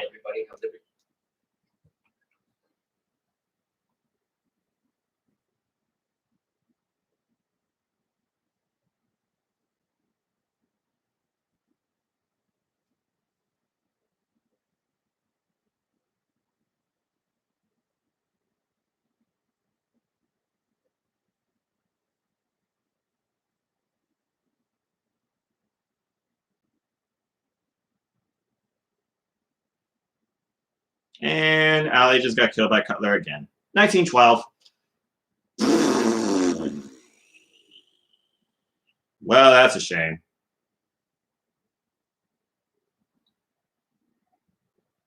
I wonder what it is about the random algorithms in this Among Us game where it's like you think you should be the imposter at some point, but it never happens. Well, anyway, so going back to the whole idea of technical showcasing, I like the way that Shayna Baszler broke down the whole way that the double wrist lock is basically executed, and also how it could be obtained from certain positions. Something as simple as the direction of your thumb for leveraging momentum, or the direction of your elbow. And I must say, Shayna Baszler can definitely maybe be her own type of analyst / commentator. Give her own like class on technical wrestling with the way that she breaks down each like step or ligament, honestly, in the way she executes moves. So kudos to her and Jessamine Duke for giving us these little mini lessons on her YouTube channel. Great stuff. And as a fan of technical wrestlers like Zack Sabre Jr., Drew Gulak, Legit Layla Hirsch, Daniel Bryan, Jonathan Gresham, of course, the current Ring of Honor pure champion. It's this type of education that I find interesting and only want to further learn from, as I really wonder how each wrestler makes a style of their own, or do they take a style more so from somebody of the past? You think about how many wrestlers take something from the past and try to make it their own, but it really isn't. Cutter, for example, knock off Diamond Cutter, RKO. RKO, though, of course, lived for the longevity of time because of the moments it brought. But besides the fact, though, it's just a simple, full headlock, cutter, down in the ring you go. So I guess this more so comes down to your presentation versus your execution sometimes when it comes to your longevity as far as legitimizing what brings you victory. So that's the way I look at wrestling in some ways, as far as this technical showcasing goes. But mostly I'm just talking about right now about the cutter versus like an armbar, stuff like that. And of course, the armbar, Jericho gave us a list of that back in WCW. The armbar could be taken so many different ways, so many different variations. Do you take it by the wrist or by the shoulder? Do you take it by the elbow? Do you do one arm? Do you do the other arm? Do you do it from the standing position and bring them down to the ground? Or do you first take them down to the ground and then grab the arm over body versus, just literally locking it in straight from the side? Like, how do you take the armbar over? Do you extend it out this way? Do you take it over the person's body? Do you do it while they're on their belly? Do you do it while they're on their back? So I post about him on the Noted Q Facebook club. LOL. I'm okay. Well, I'll have to see if Aaron Whiff, maybe you should tag Aaron Whiff on that if you want to bring more correspondences to that. Because that's not a bad idea. Anyway. Back to, nope, we're still talking about commercials as we now have Adidas.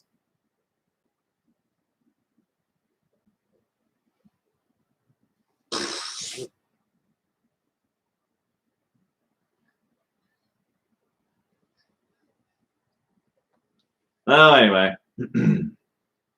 So as we wait for this match to get back, I wonder if there's going to be a time where Kimberly is going to challenge Deonna Purrazzo for that title.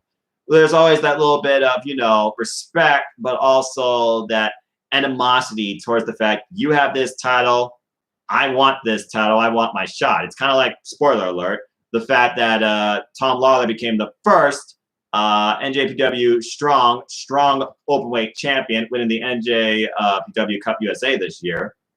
And literally, the person challenging first for the title is one of his own faction, and that is Daddy Chris Dickinson, who is nobody to take lightly. So it just makes me wonder if we're going to see more of that sort of infighting, maybe in Impact Wrestling. Oh, we're back. Dang, this remote is not working. There we go. You should check him out on a few videos he has on the No DQ YouTube page. Will do. I'll definitely check that out. No DQ pretty much talked about everything except for Impact Wrestling. At one point, we were doing NXT reviews, but that kind of just went to the wayside. I think Aaron pretty much handles all the top reviews now. Nobody else does them on the channel. Well, except for those that join in the No DQ review, of course. But that's a different thing. This thing of art. Yeah. And I think Deonna believes that this thing, is ours, hers. I agree. I totally Oh, now she's working on the leg right now with a heel hook, and Taya reaches the ropes. And she's the leader of the knockout division. She wants everyone to know. Don't forget, still to come, Ethan Page versus Karate Man, Sammy Callahan. Oh, that's right. This was the one where Ethan Page. Gosh, that was rough to watch. Chris Sabin and Aaron Brooks take on the Good Brothers and Kenny Omega.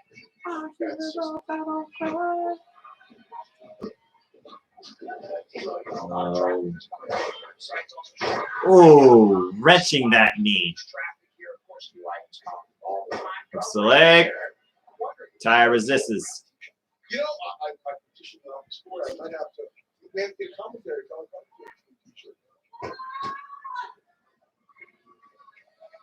The pace of this match is what our sport was born from. When you go all the way back, and like gosh, Robert Burns, even the Billy Robinsons, if you go back, the pace is really convincing to the rest. There's no high five. There's no up on the top plate.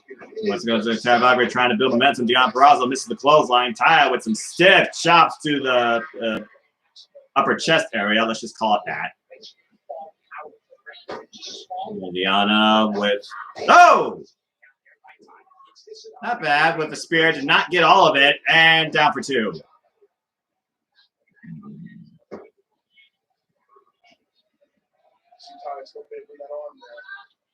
And the knee acceleration. Yes, you can see that there's a lot of punishment that's happened to the arm and the leg. And Taya's really. Taya definitely hindered. Now you can see the bruising on her right elbow. Oh, looks like she was going for a Road to Valhalla. Could not execute it. Too much damage. Deonna picking up speed. Takes her out at the knee. Drops her to one knee. Pump.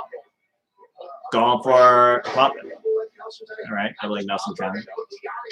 Oh. It looked like Deonna was going back to stall driver, and Taya did roll through for a drop, one-legged drop to come back. You know, it shouldn't be lost.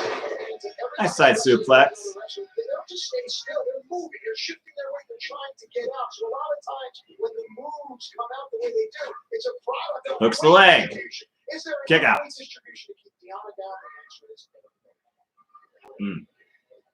Taya's trying to just get blood flow in the entire left side of her body. Great hardcore fought match we have seen. The story has been Purrazzo's systematic attack on Taya Valkyrie's left side, her left leg, her left arm, and her left leg. Taya now is trying. What's Taya going for here? She's just been chopped. Yeah, she's just annoyed right now at this point. Oh my goodness. Really bending on the leg and ankle. It looks like Taya's trying to get in the mind game Might be going for a surfboard here. Oh, this is stop. Pretty much. A lot out of Ty, and I think the only thing here is that Deanna can't see the Ty is in pain because of where Deanna's eyes are facing. It's a modified STF there. Not quite covering the nose and mouth though, so Deanna can freely breathe, but she does have the legs trapped between hers, thus keeping her in place in the middle of the ring. She has an S grip in there to the back of the hand, is pushing onto the face. Yes. That's just added pain. Now your back hurts. And oh, by the way, my face hurts too. Extremely uncomfortable. The champion is the long nails and Deanna Purrazzo. She makes a fist and continues to find the way to the rope. The champion resilient as ever.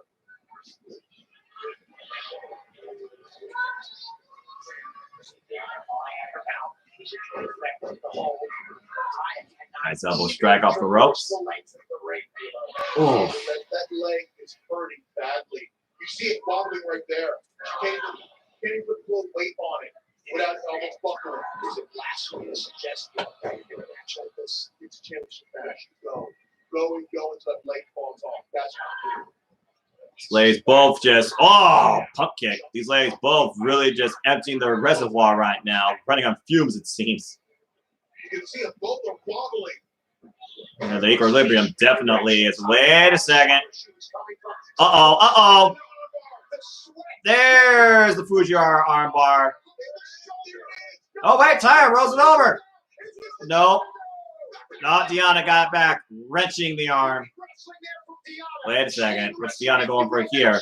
Double. Wasn't able to get the concession, and now going for a double armbar here. Both arms trapped. No choice. Literally stuck in the middle of the ring. Verbal tap out. Deanna Purrazzo retained. In the Venus de Milo, which is ironic because that is actually a famous statue without arms. And of course, this was the last championship match that rolled off Taya Valkyrie in one way from Impact Wrestling. Great stuff. Deanna Purrazzo, of course, most recently coming off a victory to the ever great Jazz, now will defend her title tonight against Neil Dashwood. Very impressive performance by both. And I love the fact that the outside influences of Decay and Kimberly and Susan were ejected from ringside very, very early.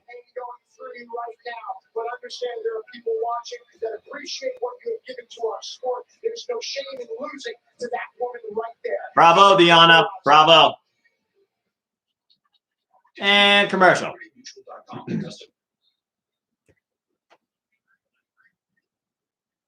In case you're wondering, I'm looking at something better than commercials. I'm looking at the AEW Among Us Sucksday stream from Ali's feed.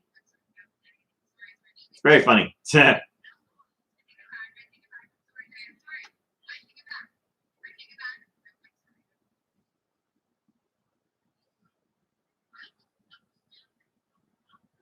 Shout out to Jay Lethal, by the way, who had an amazing match with fellow Foundation member Jonathan Gresham this past Monday on Ring of Honor's 500th episode. Jonathan Gresham once again proving why he is the most pure wrestler in all of Ring of Honor and still holds that Ring of Honor Pure World Championship proudly. It made me wonder if Lethal will have his time again as Impact, or excuse me, Ring of Honor World Champion. I know he recently challenged Roos and lost. Doesn't mean he can't challenge him again.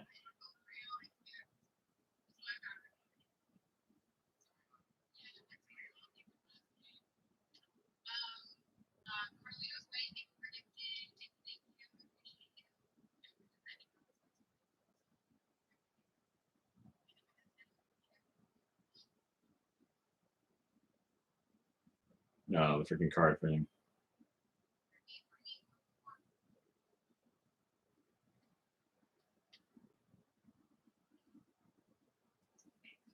That's just waiting right now on this.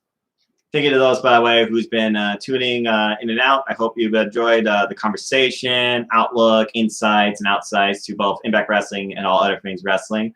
If you can, please like, share, subscribe, comment, and tell a friend.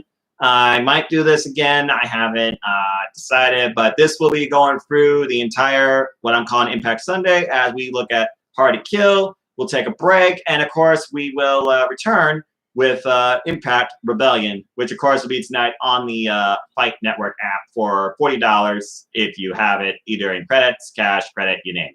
I literally just paid it off my card. I didn't have the credits, but if you can encourage other friends to join in the fun and watch Impact Wrestling with you and Impact Rebellion, you might get $10 credit towards the pay-per-view. So I say go for it. And if this is your first time tuning into this channel, I thank you. This is a 200 subscriber celebration stream, as I decided to just, what the heck, try this. I haven't been producing content for a while, and overall, this has been pretty fun. Just me and my thoughts and seeing what comes up in the chat, as long as you all are civil, open-minded, respectable people. And as always, you know what I'm about.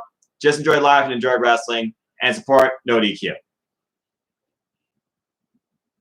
I'm just looking at some stuff here.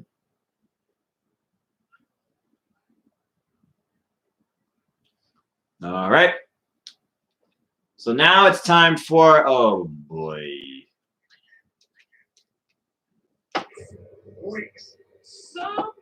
Ethan Page was not done right with his write-off from Impact Wrestling. He wanted to do a whole lot more with this, and the hire was like, nah. Bottom line, Ethan Page versus Karate Man was probably the one low bar of the Hard to Kill pay-per-view. And it wasn't Ethan Page's fault. I don't hold it against him. But it is what it is, and it happened. Because I owe you an apology. I know we're not number one contenders because we lost that final resolution. You need to get out. We cannot be a team right now. Even when things get back on path, they just instantly derail. Not much, King. How you doing? We're talking Impact Wrestling. We're doing a watch along with Hard to Kill. I'm ordering pizza and watching Ali. Hey, Ali. Hopefully win Sus Day. And hyping up, of course, tonight, where I will be with you and the HW crew, talking and watching Rebellion. So good to see you, brother. And yes, I've been blasting that Mikey Ruckus Super Elite theme all day. Feel free to share this with the rest of the HCW crew as well. Folks, HCW, in case you don't know, is a group of international wrestling fans that come together by one passion, and that is all things wrestling. So if you want to talk to anybody about anything wrestling, look me up. Look King up. Look up my buddy Lex, our queen, Megan Chiba, and current champion. I want my title back. And, of course, I like to call him the Preacher, Casey Flynn, and the Inquisitor, Eric Brown, and the Reality Entertainment. Links will be, of course, if you look at the HCW Bill, my YouTube channel, the links to all their social medias will be down in the description down below.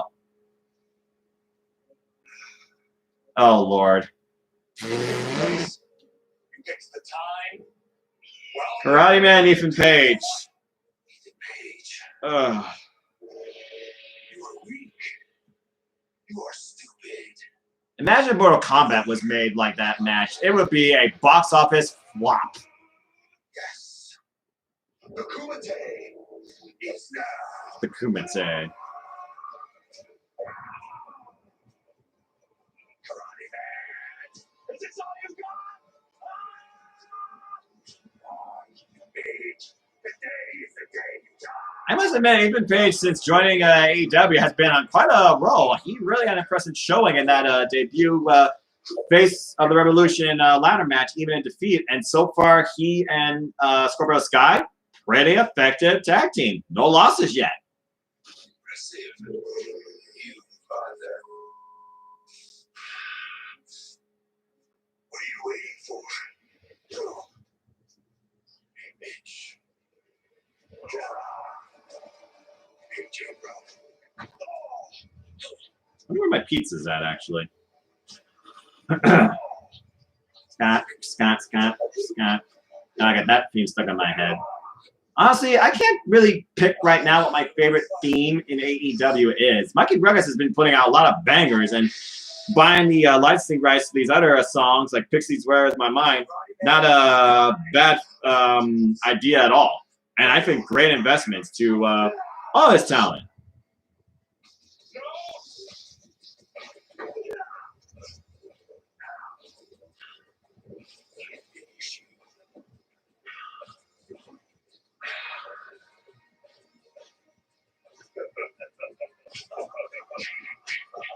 Well, anyway, all right. I'm gonna see where my pizza's at. That's simple. I just get like pepperoni, mushrooms, garlic butter crust. I don't need like a lot of extras on my pizza.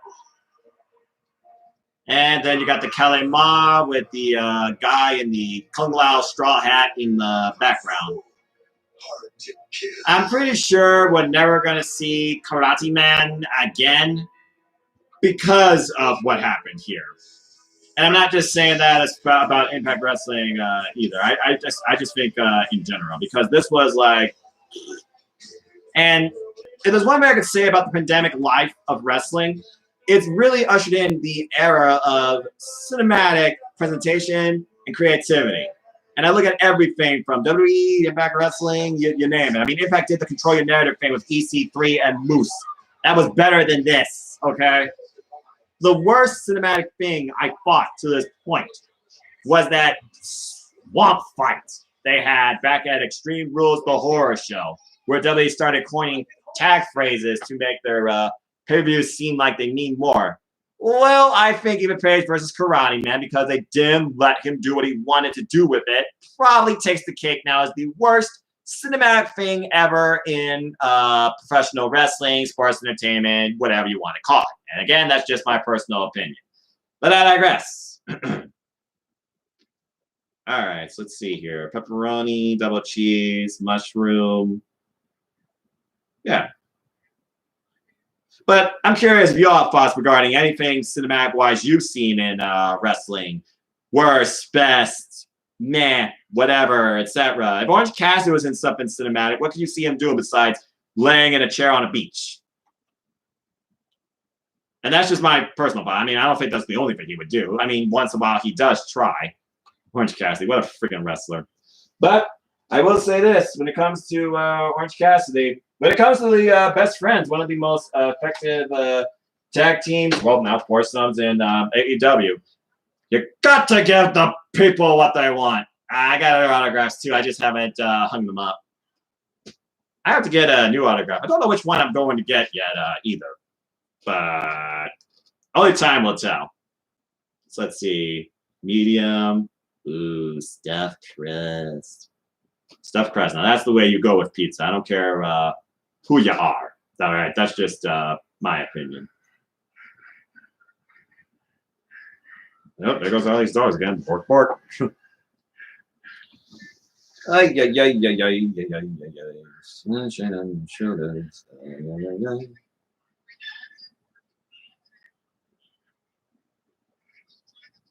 Garlic butter crust, because I like crust topper. Then again, I've tried crust with syrup. Thanks, Allie. And that was good too. But today I'm gonna go with the garlic butter crust today. That's the cinematic match. WWE main roster. Taker vs AJ Styles. WrestleMania 36. Completely agree. 110%. NXT. Ciampa Gargano.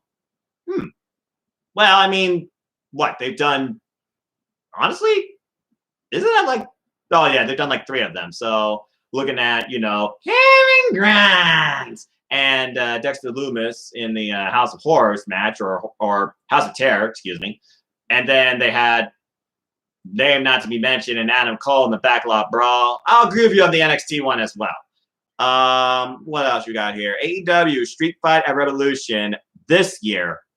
Yeah, Darby Allin, man, I tell you, he could do it absolutely all. And the fact he was like 90% involved in that, though you still had like commentary, like just talking. It would have been more better if they had like a little black silhouette in the corner and the freaking silhouette is like just talking like a Mystery Science Theater. But overall, I thought it was still incredible. I'm sure the fans there thought it was a great presentation, but I feel like wrestling fans aren't there to watch something on a screen. They can do that in movie theater.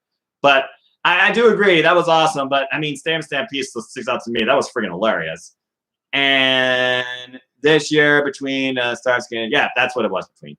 And now we got Cage versus Page. I'm not Dr. Seuss. That's a real thing. Cage versus Page this Wednesday. As the Machine Brian Cage takes on Heyman Adam Page this Wednesday on Dynamite, which I still, in my personal opinion, that is my biggest highlight every week. I love AEW. Hashtag with AEW. There, I said it. Say what you will. All right, cheese. I have not even ordered my pizza yet because I'm just talking away. And I'm not the most talkative guy either. That's like Jeff's department because, you know, he's talk wrestling. Lay it on the sauce and double the cheese. What else we got here? Commercials, commercials, commercials, commercials, commercials. Blah, freaking commercials. Anyway. Let's see here. Pizza crust.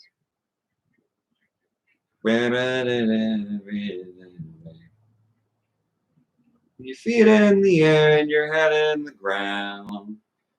Try to stop and step. Yeah. Where is my mind? Where is my mind? That's stuck in my head.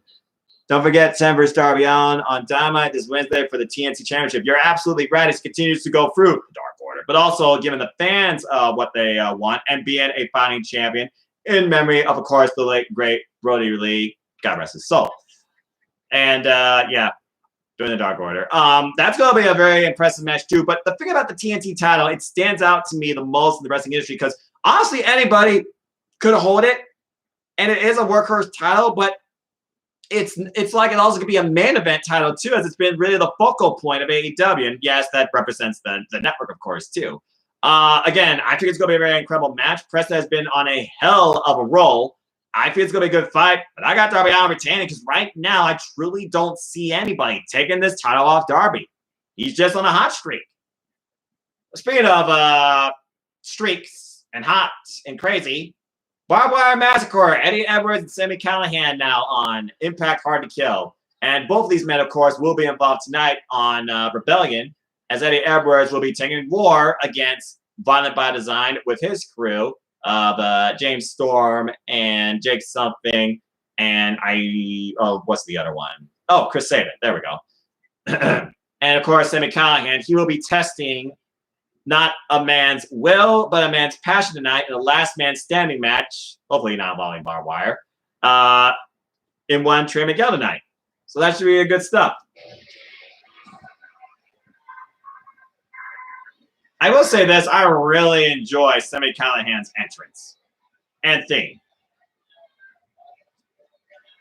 Sami Callihan has been like one of those that truly stands out in Impact Wrestling. And that's what Impact Wrestling is about, really. It's like, you know, really standing out, finding yourself, and really making this your own. And people like Sami Callihan have done that now for multiple years.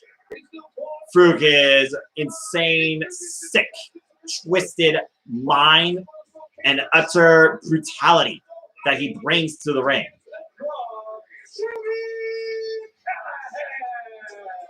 16 years pro, over 30 championships around the globe. A draw. Thumbs up. Thumbs down. Ego driven. But at the end of the day, he is still the draw. Sami Callihan. You're the draw, Sami Callihan. That's a gifted and fear. No one. Former Impact World Champion, by the way, so he lost it to, well, you know.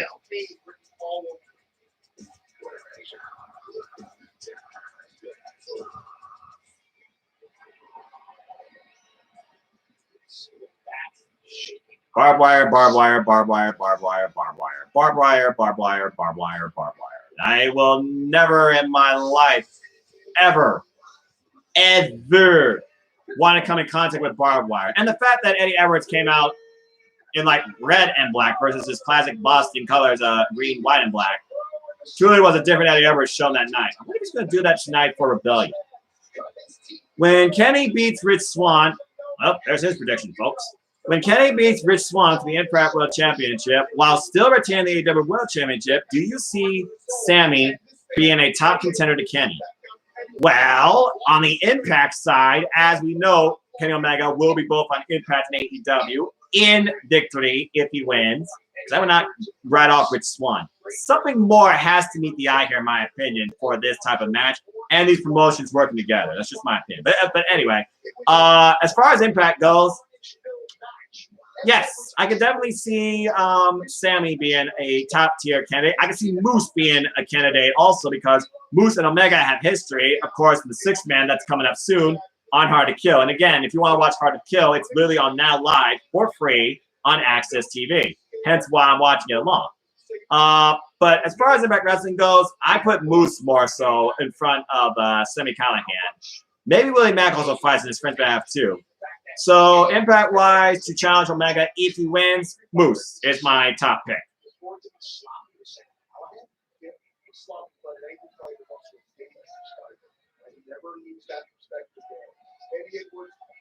Well, here we go. Now Sami Callihan, Eddie Edwards, literally in a barbed wire playground. Good grief almighty. You almost wonder if Sami Callihan has an advantage fighting in a vest. Then again, people said the same thing about Roman Reigns, and he doesn't fight in a vest anymore.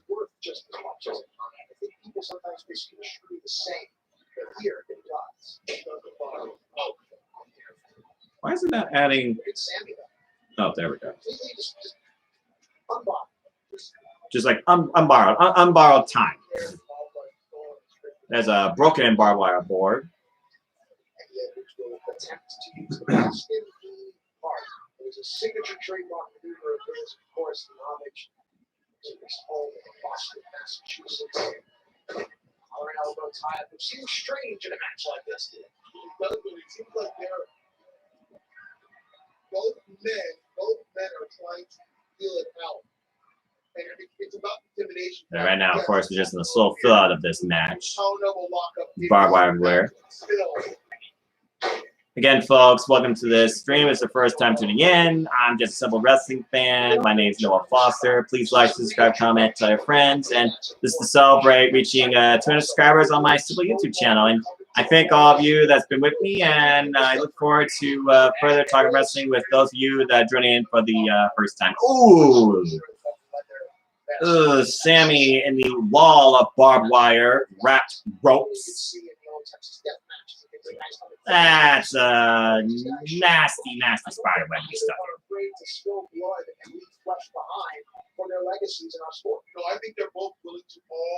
See what happens here. I can imagine the wild, like, intense industrial protective leather gloves that actual humans, if any, actually wear if they come in contact with real barbed wire. I get it, like barbed wire, like gimmick, dulled down a little bit because it's wrestling, but still, that is just insanity. Oh my gosh. Crown of Florence, how about a crown of barbed wire literally wrapped around the forehead of Sami Callihan, ripped backwards by Eddie Edwards, tearing in the flesh. Good grief, man. Honestly, I feel like Eddie Edwards and Sami Callihan could do an exploding barbed wire death match justice. If they have the right crew to set up the ring, excuse me. To this day, I know Kenny Omega's never going to live that down. But, hey, kudos to Don Callis trying to turn it kayfabe-wise into story plot.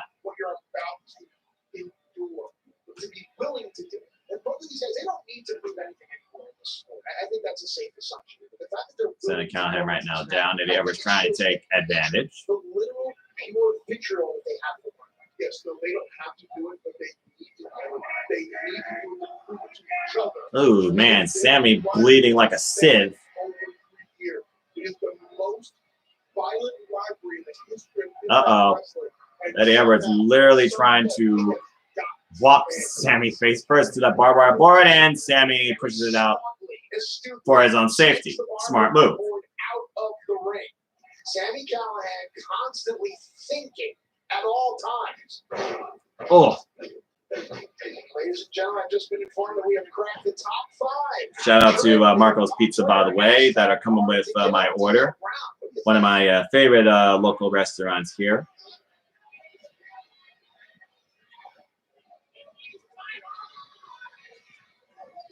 Meanwhile,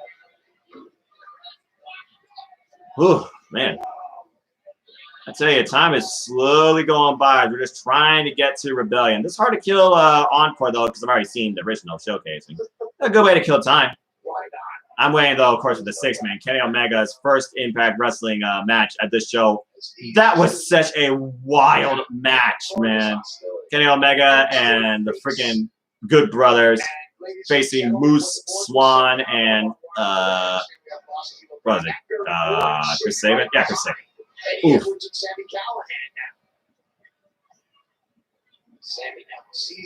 Sammy sees his blood. That's always a dangerous thing. It's always interesting when a wrestler literally uses their own side of their blood to just dig into their soul, into something more darker, violent, aggressive, dangerous, and sometimes literally leads them to victory. Sammy Callahan, though, I mean, he's already sadistic enough without being cut. And there's the N64 controller. And Ali just lost. Dang. Let's see. Pepperoni mushroom.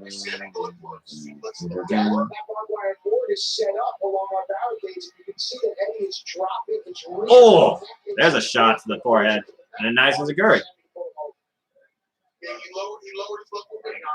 Oh, what's he going for here? Torpe, oh no! Torpe Suicida into a barbed wire board, broken in half on impact. No pun intended. And Sammy's a master manipulator. He knows that he needs an advantage, and this is the advantage. And look, Sammy just reveling in it. Of course, Sammy's reveling in it. Sammy is one of those that personally enjoys causing violence and pain to his opponents. I wonder if Sammy Callahan and Nick Gage could actually do a match today, and either man can survive to tell the tale. I'm almost a bit, what's the word I'm looking for? Cautious to watch Dark Side of the Ring with Jon Moxley and Nick Gage. I mean, I've seen enough documentaries, but it sounds like that's going to be really disturbing. Oh! Bang, bang. Cactus elbow drop by Sammy from the apron to a sandwiched Eddie on barbed wire. Ouch. Yeah, that's true, Matt. And speaking of timing, it is a commercial break. As we're just over the 2-hour mark, I'm going to let my voice rest and let you all just wonder what's going on. And if you have any questions or thoughts regarding this forum, Impact Wrestling, or anything, I will be watching the chat. But for now, I'm actually going to take a break and be quiet. I'm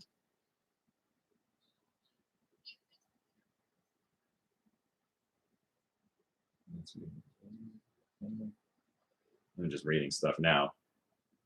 The bus bout machine.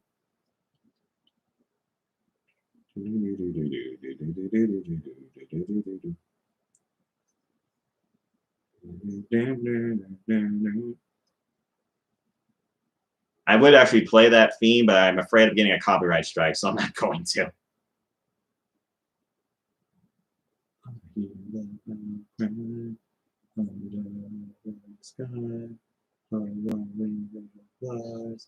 Are you ready to go? Are you ready for this? I hear love and cry. All the dreams will never die. Where did I put my wallet? Let's see here. Ah, man, I have got a headache out of this world, but I'll survive.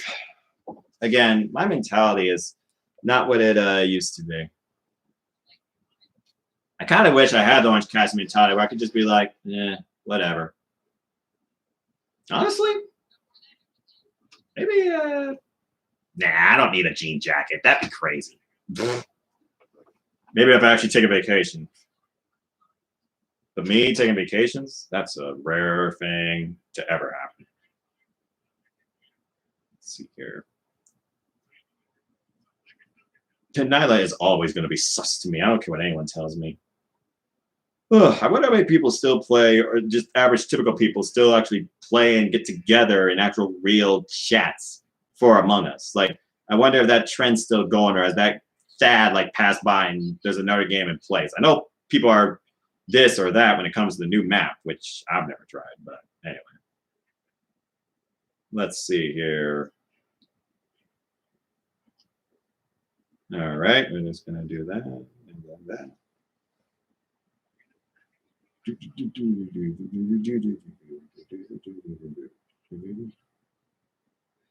I feel like Swan could actually use new music just to bring a bit more of a serious outlook to him as the champion. But again, I mean, what he is brought him to the table. So, I mean, he is a party.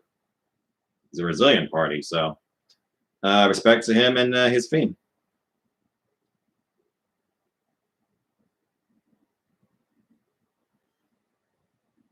There we go. Pizza in 30 minutes. Took you long enough, you doggone tracker. Jeez. I tell you, time is a fickle. Oh, my head. Fickle mistress. Fickle! Let's make sure everything's right here. Yep. Oh, boy.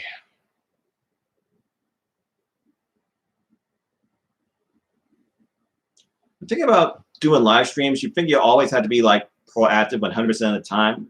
Not necessarily. You just be yourself and see what comes, see what happens.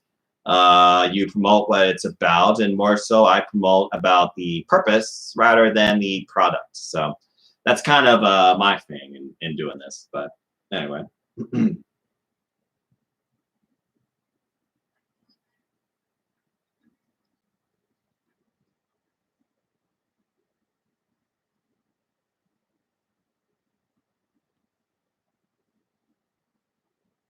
All right. Meanwhile, I need to check and see how many people did the impact predictions form and get that updated.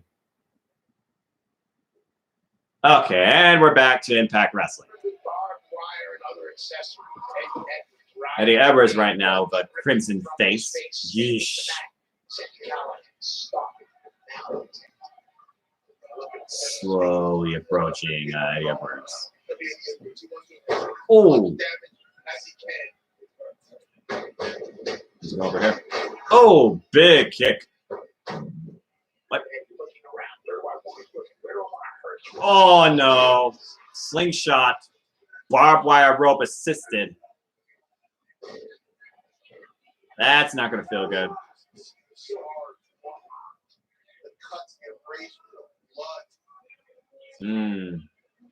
I mentioned it at the top of the show that this rivalry has scarred the flesh of Impact Wrestling. Scars the flesh of Impact Wrestling. That's one way of putting it.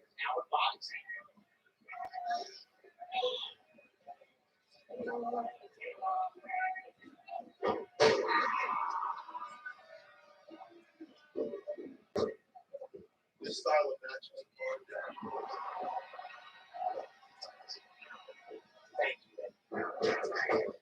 All right. It's all about professional wrestling now. Eddie Edwards is a better wrestler than Sami Callihan. Is that a fair statement? Without a doubt, yes. So what does Eddie need to do to change the momentum of this type of match? I gotta wonder who in their right mind would ever wrap a video game controller, let alone what is that, N64 or GameCube controller, in barbed wire? Who even thinks of something like that? Is Scott Demore a gamer? I can see Sami Callihan being a gamer. Of course, I grew up with a Dreamcast. I grew up with the Sega side. I was on the Genesis side of the war when they say Genesis does with Nintendo. Sega Genesis is why I'm Team Sonic for life. But Mario's cool too. I don't have no hate towards Mario.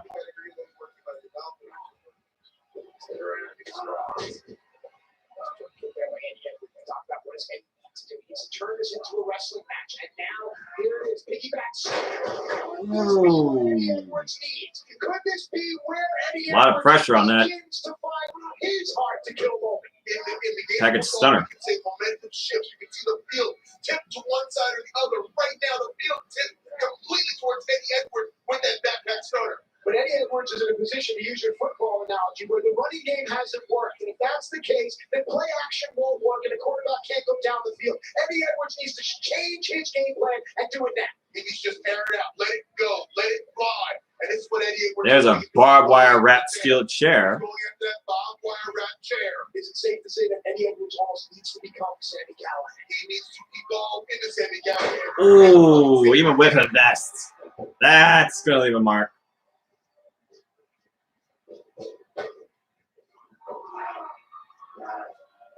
Eddie was going for it. Sammy Edwards got it there. On the knees and reminded him Churaki over there. On the ball. There's a shout out to Eddie's And again, I love coach. the international influence. We talked about Eddie's experience in Japan, and I think it's okay to mention wrestlers all around the world because it puts moves into context. Absolutely. Did you see the way Eddie was trying to cover that? He wasn't covering to win. He was covering. Blue Thunder Bomb right here. If we see the cover, he wasn't covering to win. He was covering to inflict damage. And I got killed again. That wasn't about getting the victory right there. It was about inflicting damage. A barbed wire steel chair and he tosses it aside. He sees that Sammy Callahan is in a precarious position here, trapped between the ring ropes. Now with the steel cage. Ooh, shoulder first of the barbed wire steel grate. Or fence, excuse me. It's a steel fence, I mean. Ooh. Eddie Edwards isn't that much better than Sammy, but he is better, and Sammy knows it. He has to even the playing field. Barbed wire massacre isn't enough. It has to be a mental game for Sammy Callahan to succeed. Sammy is being very cerebral right now. He is in Eddie's head. He's in his head. Oh, he's also in his head. Yeah, let's be no disqualifications. Obviously, you got to figure that out by now. Eddie Edwards, what a career. If it ends like this tonight, he has nothing to be ashamed of. Sammy Callahan, on the other hand, will maybe one day look back and think it's so worse.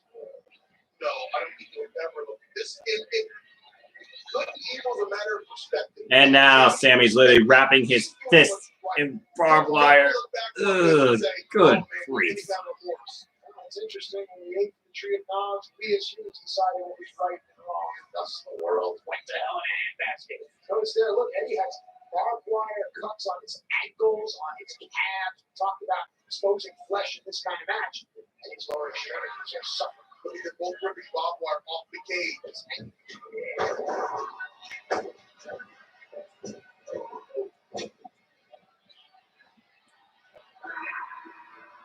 Bloody tape, bloody barbed wire, bloody face of his.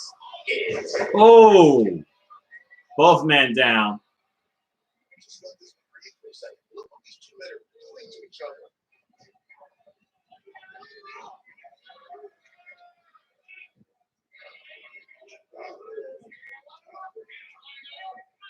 Sammy's falling over.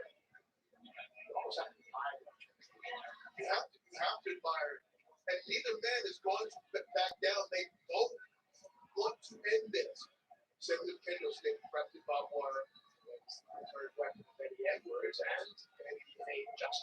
Oh, what's going on here? Eddie's got a kendo stick wrapped in barbed wire. Or excuse me, botch. Sammy's got a kendo stick wrapped in barbed wire.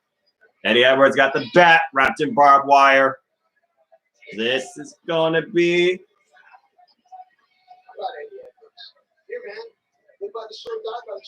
Oh, wow. They both trade off. And they both go for it. And Eddie gets the shot in. It says that Eddie Edwards, no matter what, we use this word evolve. Eddie Edwards will always remain steeped in ethics. And sometimes pro wrestling is a place for something like that. Oh, man. Literally rips the barbed wire candlestick from Sammy's torso.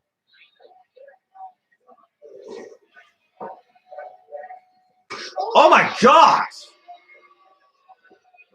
That could have decapitated Eddie Edwards. Could have literally crushed his throat.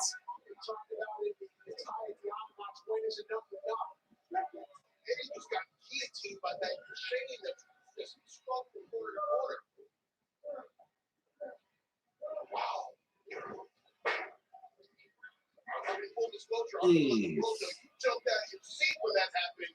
if that's not something that you can look. Do we have to look again? Oh my gosh. I'm going to jump out of my seat. It's a human being. I've come to know Eddie Edwards and his wife. We share a lot of conversations, laughter, cameos. It hurts to see your friend in there, but sometimes you got to put that aside. It's not hard. No, it's nothing wrong with it. No need to apologize. You are a human being as well, and you're reacting. I don't think I've ever seen anything like that in my time in business. I'll be quick and say that. Now, great barbed wire. You did a pretty good job of reacting that. I will say that. What does Sammy Callahan have in mind here? Sammy going for it here. Just come to the eye right there. Look at that. Look, It's a crappy move, but it's smart. it's effective. You blind your opponent, you cause pain. If you go for the power driver, Oh my God! That's it. Eddie kicked out of a freaking pile driver through barbed wire. missing it this entire night. Finally, he has broken up. Finally, Eddie Edwards realizes what's in front of him. Oh my gosh, I gotta feel out this world. I might cut this short actually. For some reason, I need like ibuprofen or something. And Eddie Edwards still is alive. I don't know what I just saw. I don't know how Eddie kicked out, but it has to be that fighting spirit. Ooh. It has to be the will to win. Talk about Japanese. Eddie Edwards really showing his fighting spirit. That fighting spirit is huge. It's the energy that a fighter gives off, and the crowd and the world feeds off of that energy as well. Energy is contagious, and right now, Eddie Edwards' energy may be fake. Here it is. Going for the back. Oh! There's a kick. Dreaded low blow. Eddie would have none of it. Eddie is just right. Send him up. Is this? Boston knee party right into a steel barbed wire chair into Sammy's face. Shoulders down. Covers. Kick out at 1. Sammy refuses to die. Eddie Edwards. What's this?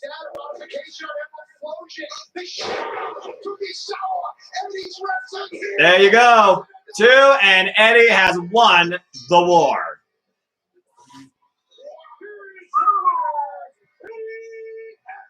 Good Lord.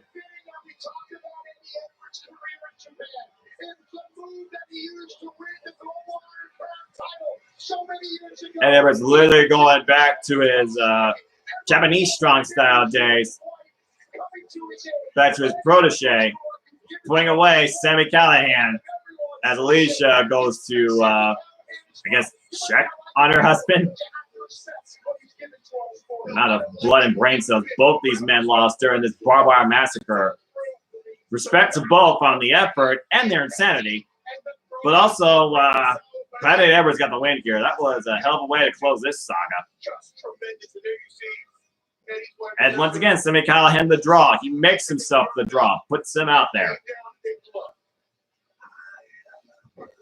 In fact, he kicked out of a barbed wire face first steel chair Boston knee party on 1 was a great way to amp it up into that Emerald Ambrosia finish. And commercial. It made me wonder, after this last man standing match tonight between him and Trey Miguel, where does either man go from here? How many different ways can Sammy reinvent himself against his rivals? I guess we're just going to have to wait and see, but still.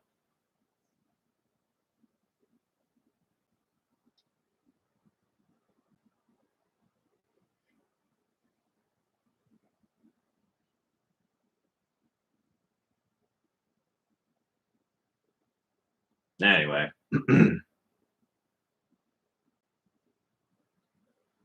And we're back on a commercial, so we'll just relax for a moment.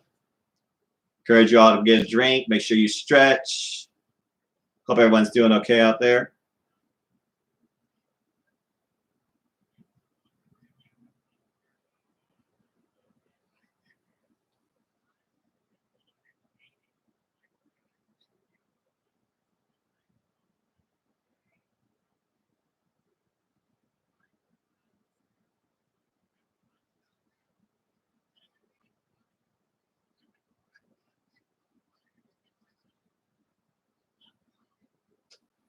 Oh man, Cookabana. Well, tough break, Allie. Yeah. So let's see. After Rebellion tonight, this week's outlook, we got continue on our way for us in Bantaku. Sonata faces Aaron Hanade. Greto Khan faces Tetsuya Naito. We continue our way towards Shingo versus Will Ospreay and Jay White versus what is it? Hiroshi Tanahashi. And of course, Roppongi 3K goes against Yoshinobu Kanemaru and El Desperado. And Yo goes up against El Desperado. And we also have a ladder match to hell, the second ever ladder match in NJPW history, as the Holy Emperor Taiji takes on Tamatanga for the Iron Glove. And Tonga Loa, very rarely seen in singles action, faces Zack Sabre Jr. in a singles match where Zack Sabre Jr. loses. They no longer can go after the IWGP Heavyweight Tag Team Championships as long as GOD holds them. Some interesting stuff going on in NJPW. I'm looking forward to all of it. I mean, Dontaku is one of those things where it's like you kind of close to roll along with it. But overall, I'm okay with it. Oh, and Evil versus the guy that's the friggin' source of my anxiety sometimes, Yano. For KLPW. I feel like the type of match made for Yano. And honestly, I feel like he can never lose. So whatever a darkness match is, or semi-darkness, I don't understand this stuff. Gato's been on a whole different level of booking lately when it comes to, what's the word I'm looking for? The direction of NJPW.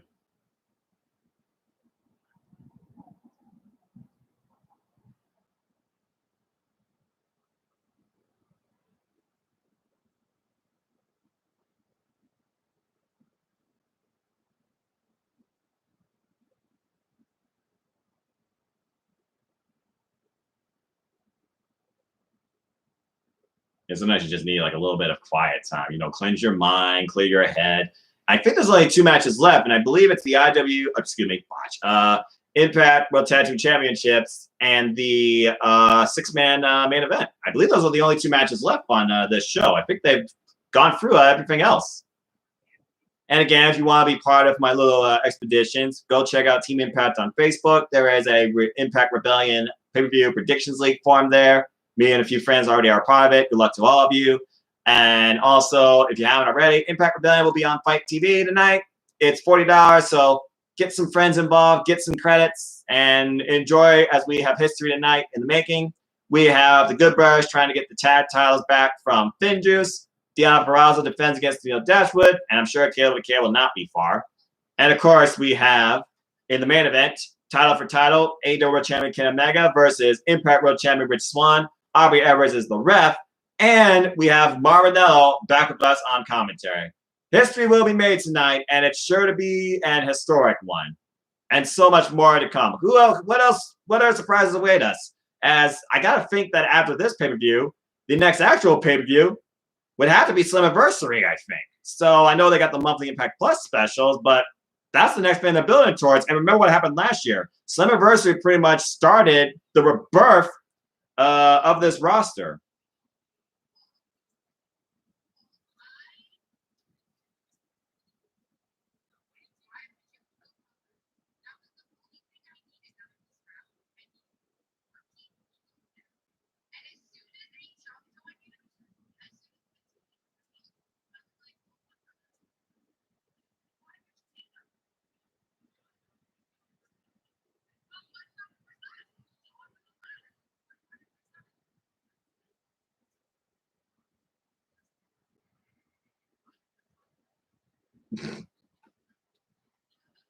Well, anyway, we're still waiting for it to come back. Now, if I remember correctly, at Hard to Kill, I think this was the match with James Storm and Chris Sabin versus Private Party versus the Good Brothers for the Impact Tag Team Championships.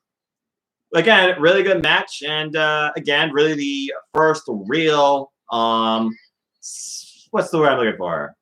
Moment in this whole Impact and AEW crossover.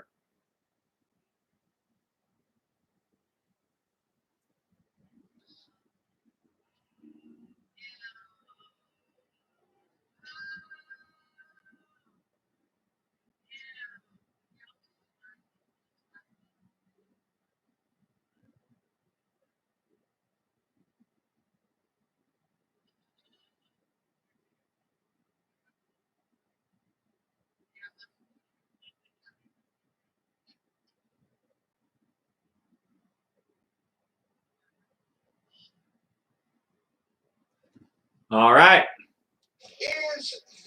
Well, that's right. Sabin was in the main event. This is it, folks. It's the main event time. 6-man tag where Kenny Omega and the Good Brothers, they took on Rich Swann, Moose, and Chris Sabin. This is going to be good to watch again. And keep a really good watch on the interactions with Rich Swann and Kenny Omega. Because this 6-man tag right here, huge preview of what's to come tonight when the two face each other one-on-one for everything on the line. Enjoy it, folks. I certainly will. Again, Access TV, go right now and watch this 6-man tag. You will not be disappointed.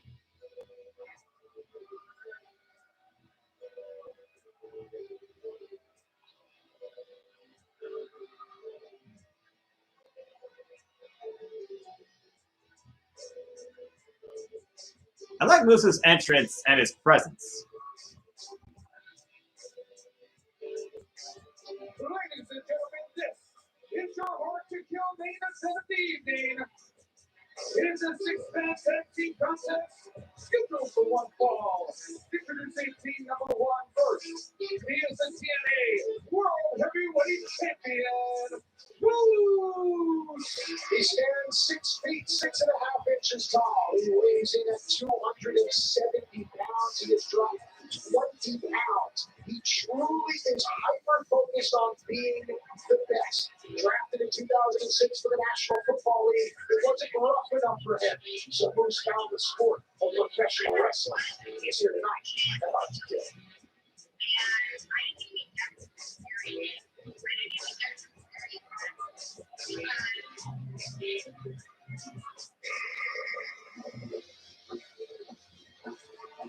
Here comes one half of the Motor City Machine Guns, Chris Sabin. And you gotta wonder when Alex Shelley will return to Impact Wrestling. With 20-plus years of experience, this young man certainly has left an indelible mark on our sport. He is a former IWGP Junior Tag Team Champion, and the reason that statement carries weight is because he did it with Alex Shelley, who was supposed to be in this match. Now he's no longer in this match. So D'Lo Brown, Chris Sabin has to find a different gear. I certainly believe I have no doubt that he will find that gear and he will execute it to perfection. I have no doubt. I wouldn't mind seeing Moose versus Omega one-on-one regarding what he also showcased in this 6-man tag as well. Because when Omega and Moose were interacting with each other, it was a very different dynamic that you don't see a lot, where Omega was kind of overpowered. It's not like we see Omega face people bigger than him often.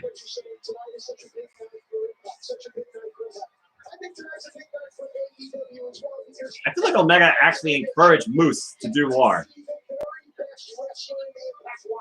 They get to experience Rich Swann. I don't think that's something people should sleep on. Absolutely. AEW fans get to see the best that Impact Wrestling has to offer. The world gets to see the best that Impact Wrestling has to offer. Rich Swann always bringing the party, but also always bringing the heart. Gotta respect that. 20 titles, none more prestigious than the one he captured. Recently, of course, the Impact title, Rich Swann trained by our friends Adam Flash and Ruckus, shouting out to the little Maryland and Northeast games.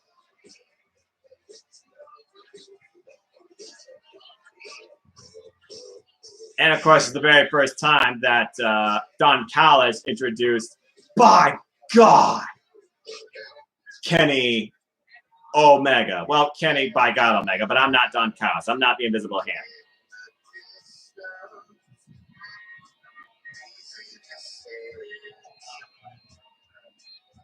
Your opponents first, from Tokyo, Japan, the Big LT Doc Gallows, Rashida and Carl Anderson, they are the Impact World Tag Team Champions. They are Good Brothers. On the left, you see Carl Anderson, a veteran of 21 years, trained in the Watch Wild, Roger Ruffy, has captured more than 25 championships. He was recently made the stateside transition because Carl Anderson. Oh, good. My pizza's on the way, too. In the rings of Japan.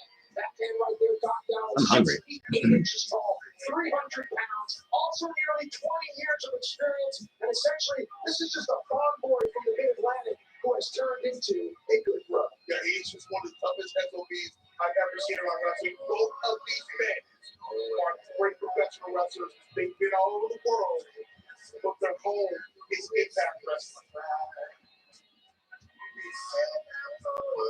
Devil. I'll admit, Good Brothers is one of my favorite themes in Impact Wrestling.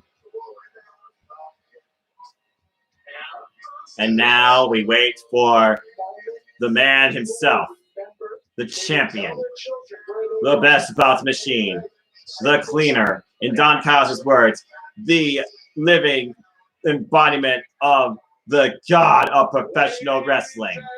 I'll just let him speak. I'm going to introduce to you a man so special. There is only one person on earth that has the linguistic capacity to do a proper introduction.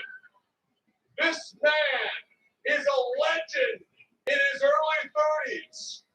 Gotch, Hackenschmidt, Fez, Race, Flair, Hogan, all Hogan name drop. pale in comparison and are all insects in the shadow of the god of professional wrestling. Ladies and gentlemen, from Winnipeg, Manitoba, Canada, the wrestling capital of the world at 224 pounds, he is your AEW World Champion, Kenny by God Omega! Good Lord, there was ever a hype person in the world for a wrestler, it is Don Callis. Jeez. Eat your heart out, Toru Yano.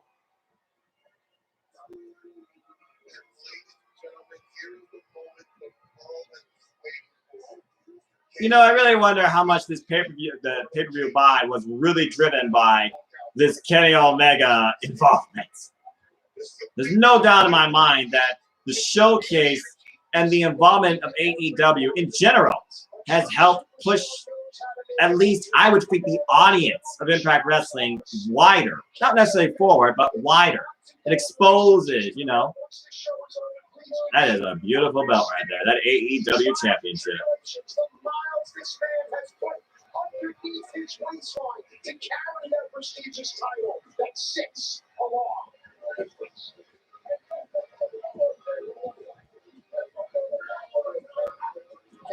Repping the Bullet Club, wearing the orange Halloween Bullet Club shirt. Another athlete to look up to. Back in the day, they put Dale Howard shop, or maybe now Wade Wheeler. Now you look at Trick or treat, as it says at the bottom. He's giving the youngsters out there something that they can attain, something they can look forward to. And here is Dale circling the ring. Once again, making everyone wait. Ladies and gentlemen, all I can say is just sit back. Let's watch and let's see how this plays out. And I guarantee you we're all going to be entertained by what we're about to see. Absolutely.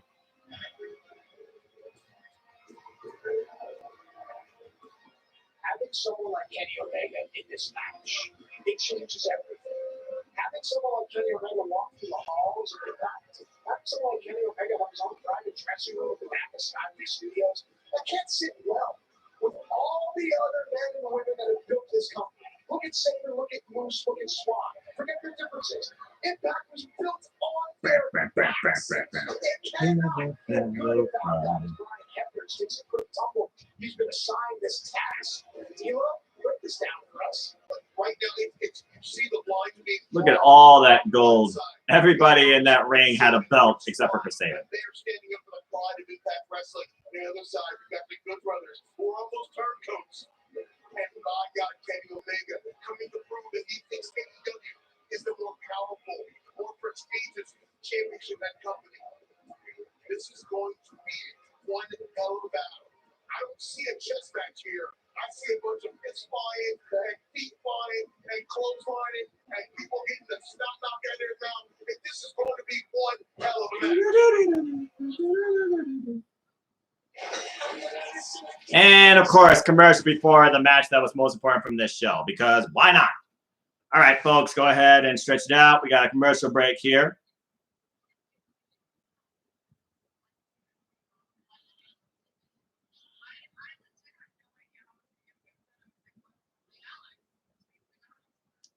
Again, folks, this is the conclusion of the broadcast premiere of Impact Hard to Kill, the six-man tag with Kenny Omega and the Good Brothers versus Sabin, Moose, and Swan. It will start shortly after this commercial. Then after that, I will disclose my quick picks tonight for Rebellion and remind you, go and join the league and the fun. Fill out the form at Team Impact on Facebook. I hope you've all enjoyed this live stream up to this point, whether you've been here for the whole time, in and out, or just tuning in for the first time. I decided to do this because I got 200 subscribers on YouTube, and thank you to everybody who's with me on this fun YouTuber creator's journey. And I will be back, but I'm definitely going to cut off after this is done and do my picks and get some food and refresh myself because I have a headache. I will be back, of course, to live watch along and react with all of you for Impact Rebellion with probably a friend and the ATW crew, my international wrestling family. God bless y'all on Twitter. Later on tonight at 8 p.m. Eastern Time. And if you haven't already, go order the preview and check it out yourself. Again, it's on Fight TV for $40. Start referring some friends, get those credits, and be a part of what we are going to see tonight, because tonight, history will be made, where Swan and Omega go title for title, and the winner takes all, and so much more. So I hope you all do enjoy the pay-per-view later tonight, and I hope you all enjoyed this encore of Hard to Kill, if this is your more than first time seeing it, and the simple watch along up to this point.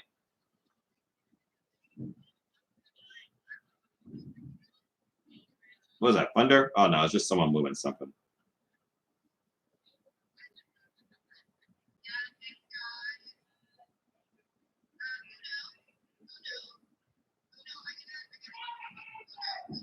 Yeah! Oh, my bad.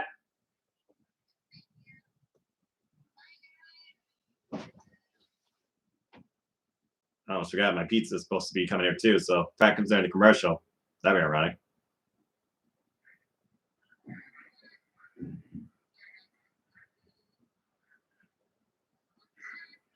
And looks like the AEW Among Us Suck Stage stream has ended.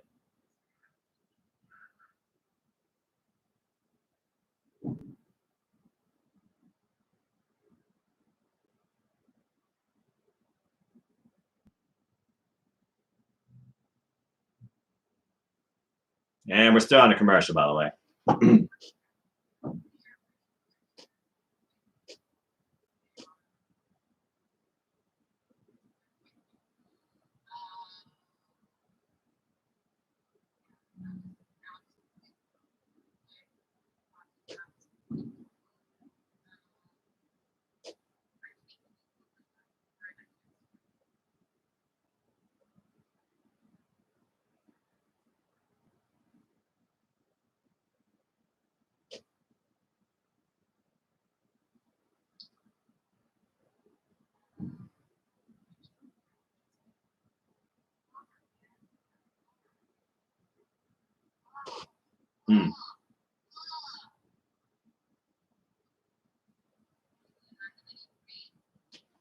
All right. Still waiting.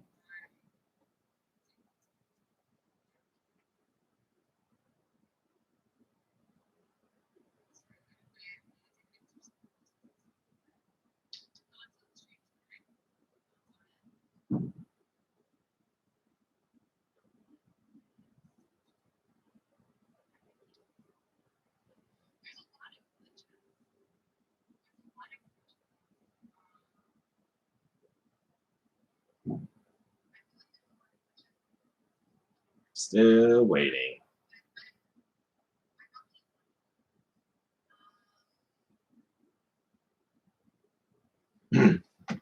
All right. Now we're just waiting for this to come back. Stupid commercials.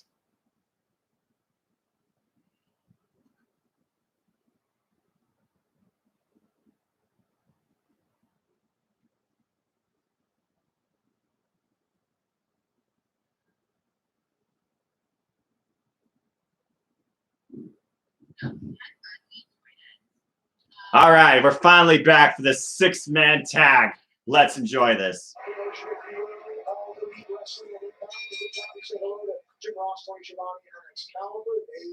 Commentary from All Elite Wrestling. What I like that AEW does, they give wrestlers without a contract a chance. You know, it's like you don't get an opportunity, things like that. What does that mean for wrestling in AEW? It gives people well, once again, an opportunity breeds place to go. It gives you something to aspire for. And when they're giving guys, all right, we got Saban and Anderson. Not Mr. Anderson, but Carl Anderson starting us off. So, my head's off to tip my hat to them, but you know, another walk-up. This is Carl Anderson, control the opposition. These guys are just tag team wrestlers. Make no mistake, they're equally as effective as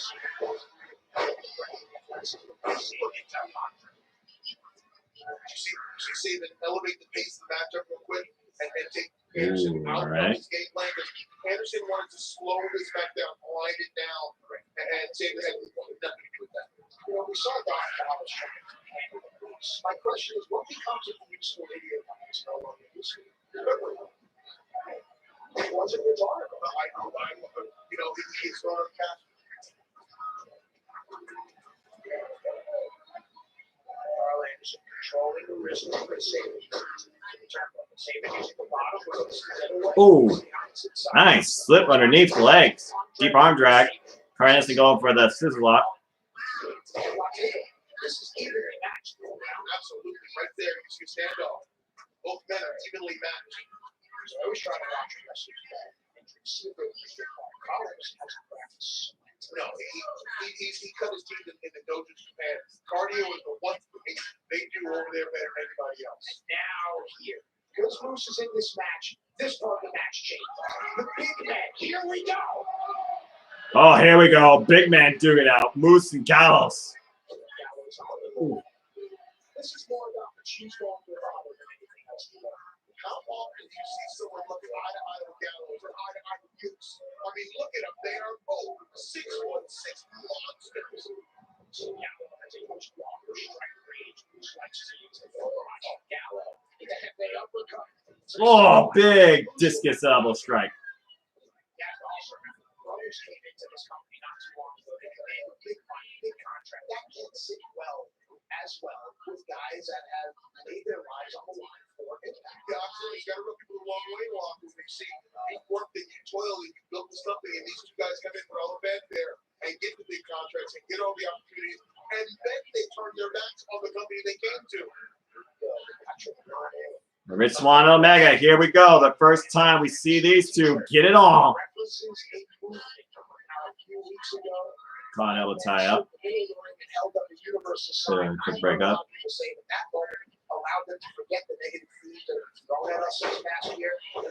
Oh, again, Caro tie up.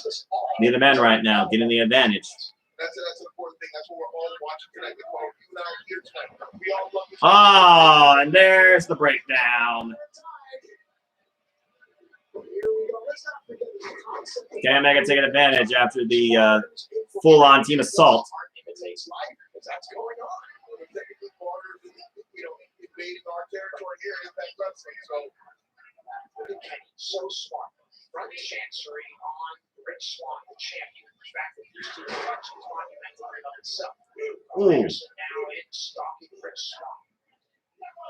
I'll ask you this question. You ever see big news today? And you see world champions from two different companies in the same ring at the same time. Look, as a kid, I grew up reading wrestling magazines. I remember I used to watch Battle Wrestling, Harley Race, or if Boxing Wrestling. That team is always special. Rich Swann is a special wrestler. as displayed right there. Talking Kenny. Tag made. Here comes Chris Singh. Looks like Moose is fighting an axe well. Moose is in the hell with it going in. I think that's smart. Again, remember what these people are fighting for. They're fighting for the honor of impact. But they're also fighting for the respect of what people have given to this sport. You cannot walk into a locker room anymore and expect something to be handed to you. And Rio, I think those old antiquated boards is Oh my gosh! What the hell, Moose? Guys like Moose now are the sport. Walking in, giving the ring handshake, or giving up your seat, or carrying someone's bag. I get the respect, but the sport is evolving, and these 6 men are right here, right now, at the height, the zenith of it, if you will. Absolutely, they're right at the leading edge of what this business is evolving to. It's exactly. What's the Canadian zenith? So many times. And, you know, it's been interesting. Moose has been working well with Swan and Saban, as evident by the pictures on your screen. And this just one of the most athletic things I've ever seen. 6'6", 270 pounds, standing moonsault. You know, Moose said something interesting there. Played NFL guys didn't like, played NFL guys hated. Once that whistle sounded, they were all. Kenny Omega right now with the lift to Saban. Backbreaker over the knee. Cover hooks the leg, and Saban kicks out at 2. You know, I got a question for you. I know it'll probably cause some controversy, but hey, is Kenny Omega pound for pound best wrestler in the world? You know, many people debate. You can debate either way. I've seen him go out there and have some of the best matches in the world in Japan. And he's gone there toe to toe with some of the best wrestlers in the world. My God, Kenny Omega is one of the best out there. And Don Callis being the biggest cheerleader ringside. What we got going on here? They understand tag team wrestling. Saban is without Alex Shelley. So, of course, the brothers are going to control the ring, cut it off. What we're calling this is between Saban and his corner. It's basic, it's rudimentary, but it is perfect positioning. You see that right there, Carlin. Holding him down in the center of the ring. Saban and Anderson right now. Carlin with the side headlock. Isolating Saban, both from his team and the ropes. All right, with Saban into the opposing corner. Oh. Oh, both men collide in the middle of the ring. Ryan Hebner checks the corner, begins his count. The wrestlers have to the count of 10 to rise to their feet. A decided advantage will be won by who can get to their corner and get to their feet first. Here's Kenny. Here's Rich Swan. World champ versus world champ right here. We ask the question, is Kenny Omega pound for pound the best wrestler? We have to ask the same question about Rich Swan. And then it begs the question, what can Rich do that Kenny can't, and vice versa? We're going to find out right now, aren't we? Oh, here we go. Rich Swan taking advantage right now. Kenny Omega perched up in the corner. Rich Swan with a pop-up Rana.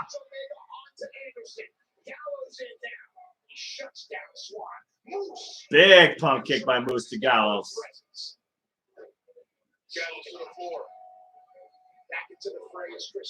Oh, what's going on here? A little bit of tandem team offense. Saban.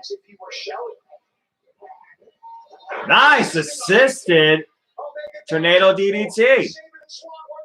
Literally, Saban using Swan as a human pendulum. Nice DDT follow up again to Carl Anderson. Look where Don goes, right to Kenny. Right to Kenny. He's like, Kenny, watch out. Freaking guys, oh shit. Beautiful attack by Swan. Saban on the other side. Everybody is down. Moose up. Moose checking on everybody.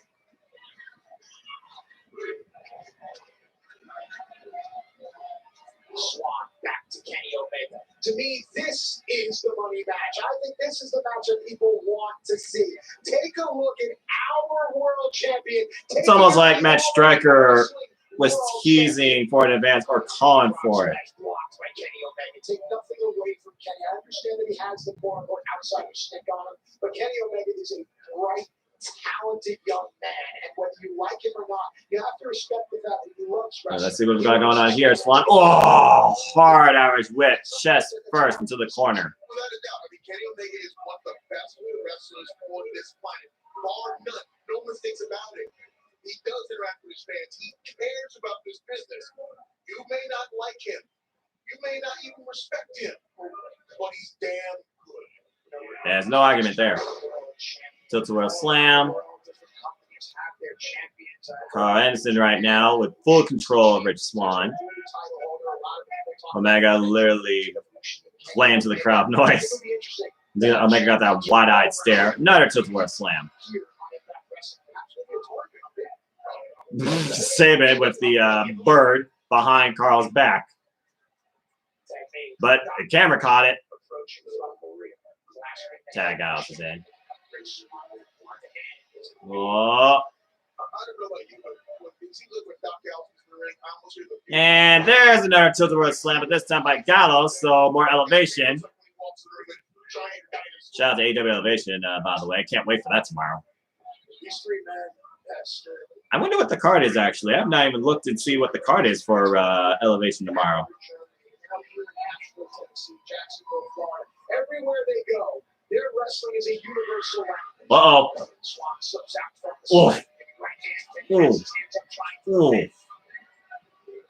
Oh, cheap shot in the back. And Rich, Kenny Omega with the Taro Crusher. Cover 1, 2, no way.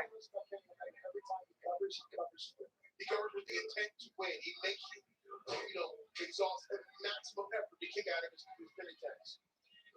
Of course, folks, if you're liking this, wait till the next time that you see us on pay-per-view. Tonight's Impact Rebellion. Oh my goodness. 3-person just fall away tower on top of Swan. And commercial, as we're almost at the end of this show. I think this show's probably got another 10 minutes, if that.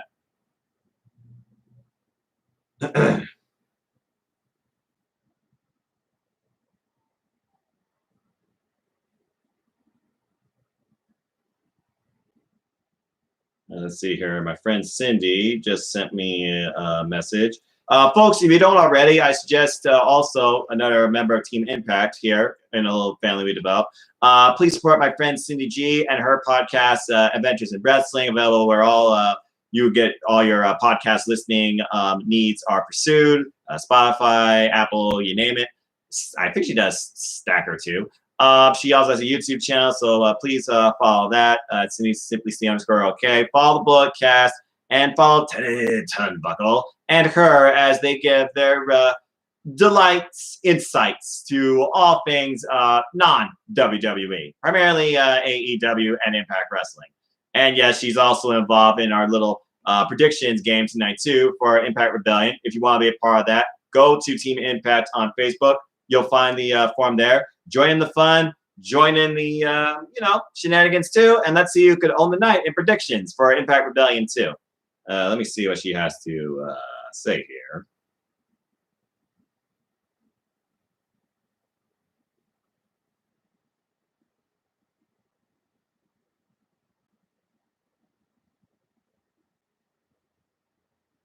Congrats to Princess Alicia for winning a Nintendo Switch courtesy of Alley Wrestling.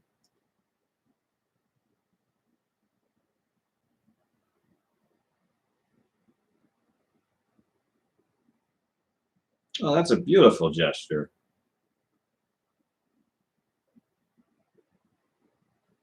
All right, let's see here what's going on. And hello to those that are watching. We're just under 2 hours from Impact Rebellion, finishing up the broadcast encore of Impact Hard to Kill.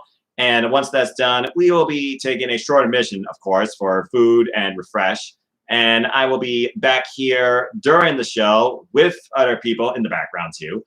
Shout out to my family, ATW on Twitter, as we will watch, react, and interact with y'all during Impact Rebellion, where there's so much to look forward to tonight. It's ridiculous. Let's see here, Cindy, what you got to say here. Good evening,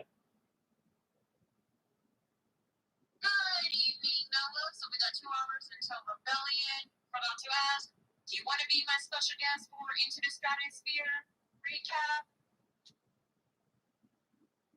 It would be my absolute pleasure. It would be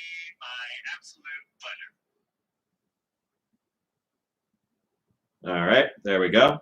So stay tuned for that, as I will be part of Cindy G's forum, Into the Stratosphere, where me and her are sure to discuss a lot of things wrestling, primarily, I imagine, Impact Rebellion. It should be a fun conversation, so if you haven't already, go check out the Bulletcast here on YouTube. Just search Bulletcast. You'll find their channel like that. And check out the latest episodes of Into the Stratosphere and follow that podcast. I will be with Cindy G on that, discussing Impact Wrestling, and I'm sure other things too. Maybe some stuff regarding what happened at Spring Break, especially with the fact that Jon Moxley confronted Nick Gage. And Lord have mercy if that match gets revisited in 2021. Of course, Jon Moxley surviving an encounter, respect, with Josh Barnett, but losing. You got to respect that. Again, I feel Jon Moxley has reinvigorated himself in professional wrestling and professional wrestling in general ever since leaving his former promotion on good terms. And good for him, because he's doing what he truly loves, and that's what it's all about. At this point, I'm just waiting for Jon Moxley versus Blue Justice Yushi Nagata for the IWGP United States Championship. And honestly, if that's going to take place somewhere, I would hope Grand Slam, Tokyo Dome, book it, New Japan. And I cannot wait for that event either. Still irks me I never got a chance to go to Wrestle Dynasty, but the future is optimistic, and I'm sure it will come back here again. And when it does, you bet your ass I'm going there. So we'll see what happens. Again, hello to those that are tuning in just now or have been. I appreciate it and thank you. This has just been a fun, interactive forum where we watch along, react to Access TV's encore presentation of Hard to Kill as we count down on hype, excitement, and we will shortly predict over Impact Wrestling's Rebellion pay-per-view coming up tonight on Fight TV, 8 p.m. Standard Time. Once I'm done with predictions, which will probably be around 6:45ish, we'll take about an hour break, and I'll be back on YouTube to live watch along and react with all of you to Impact Rebellion. Keyword, folks, watch along. I don't pirate, all right? Now, if you want to take a chance, that's up to you, but this is the internet. Go your own way at your own risk.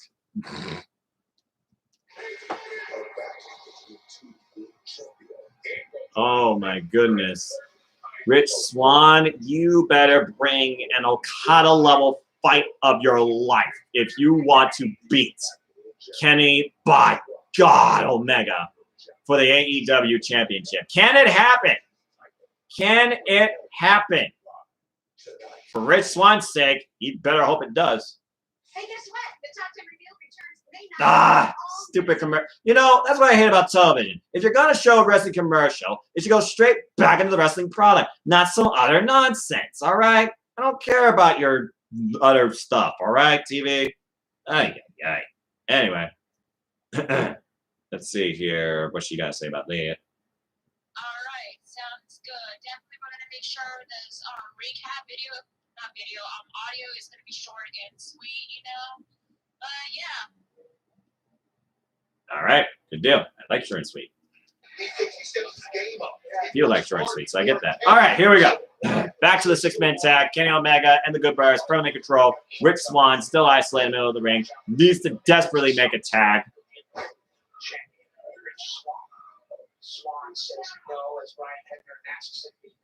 I wonder whatever happened to Earl Hebner. I mean, is he still with AEW? Is he ever going to show up again? Is he okay? It just seems like he was like, you know, and I understand COVID precautions in the very beginning, but it seems like he's just got written off. It's like weird to me. Whoa! Nice overhead kick. And Moose is in. Moose breaks through Omega. Big shoulder tackle. Drives Omega into the corner. Ridiculous Uranagi. And a headbutt. Moose a one-man wrecking crew. Hesitation drop kick. Ooh. Beautiful vertical drop kick. So impressive. And look at the mockery. Bang! Omega isolated. There's the discus clothesline. No! It's amazing how close Kenny Omega sells those balls. Kick out at 2 and 8. Nice. Moose is so confident in his skills. He thought that was over. And now Moose making the tag to save it directing traffic. These three working well together thus far. Absolutely right. And it's literally Team Impact going for the win.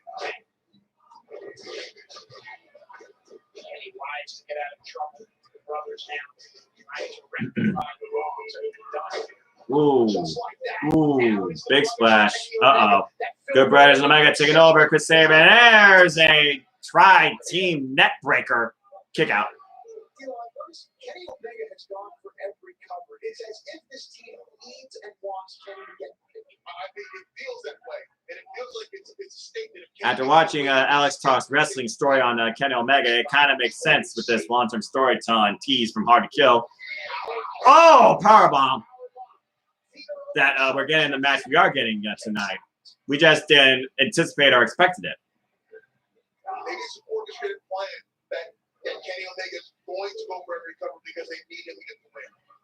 As Moose and Gallows fight in front of us, Kenny Omega has his sights. Uh-oh. Kenny Omega. Oh, derailed with that knee to the head. Big super kick. Luke Gallows drops Moose. This little drop kick from Sabin takes out Gallows. Uppercut, Carl Anderson. Rich Swann denies the gun stun. There's the house call kick. Bang! A big trigger. Gotta love that move. That's gotta be like one of my favorite moves in all of wrestling. Kenny Omega to the top rope.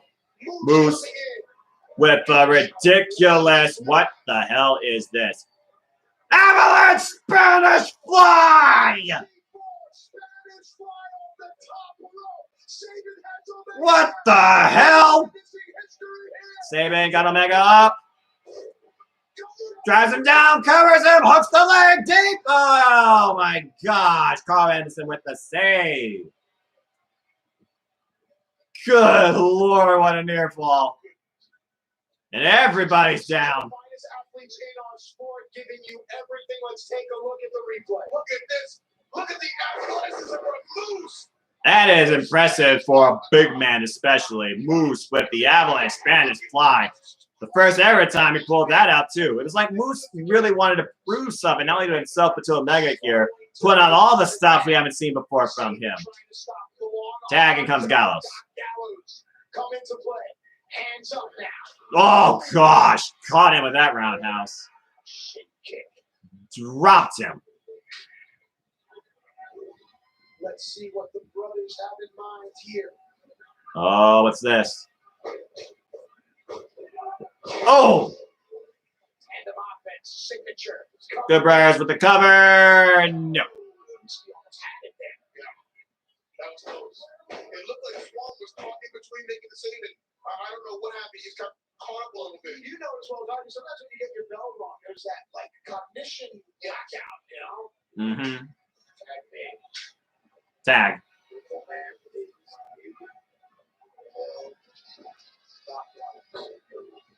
Oh, what's this? Going for Magic Killer. Sabin denies it. Finding out of it. Drops the big man with a DDT.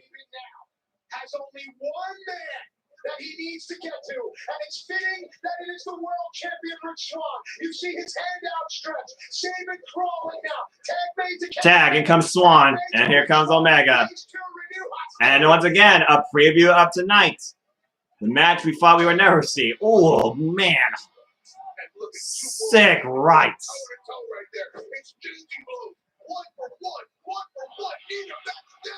There we go. Oh, Snapdragon. Can I make a double underhook? That Tiger Driver should be it right there. Hooks the leg and Sabin with the save. My gosh, what Rich Swann has been through physically in the last year is compounded by the damage that has been inflicted upon him in this match. We're going for here. What does it make a planning next week's going to do? He's wild eyes. Can I make with that wide-eyed look? Omega on the second rope. Swann perched on the top. Going for a superplex. Swann denying it. It's a long way down. And they're trying to get him out of the corner. Swan finding out of it. Oh, a headbutt. Oh, Moose coming into play. Omega set up in the electric chair position. Oh, it fights out of it. Oh, boy. No way. No way. No way. Attempted one-wing angel on Moose. Nope. Fights back out of it. Moose sets Omega up. Wow. Didn't get all of it. Ooh. 2 count.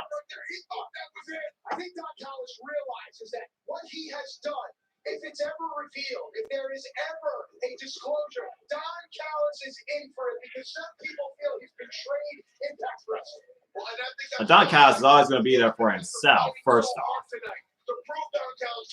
Oh! It's one of the lightning fast strikes right now. Omega. Wait a minute. Bang with the V trigger. Uh-oh. Swan into the... Nope. Skips one out of position. Poison Rana! Counter. There's a high roundhouse. Another reverse roundhouse. Second position. Swan on the second row. 450 splash. Hooks the outside leg. Kick out at 2. What is it going to take to end this match? Whew. So we know Omega can at least survive a second rope 450 splash. It's like, you know you're going to see some of these spots tonight, but how do they elevate it? For the previous splash, miss. Big uppercut. Good Brothers going for the Magic Killer. Hits it. Oh, V-trigger on Saban. Omega goes in for the cover. Traps both legs, and Moose with the save. Moose saved Rick Swan. That shows he's all in this match. Bang! V-trigger to Moose. Well, Moose is like, you can't hurt me. Well, Moose channeling that energy. Omega, bang! Another V-trigger fall up in the ropes. That one actually found the mark. Uh-oh. Oh, bang! Swan hits a V-trigger. Swan up in position and one-winged angel! One-winged angel! One-winged angel! Hooks the leg and Omega wins the 6-man war.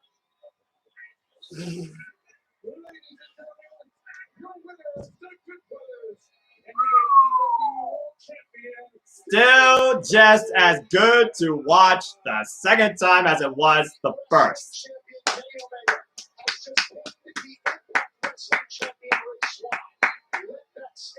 Oh my gosh.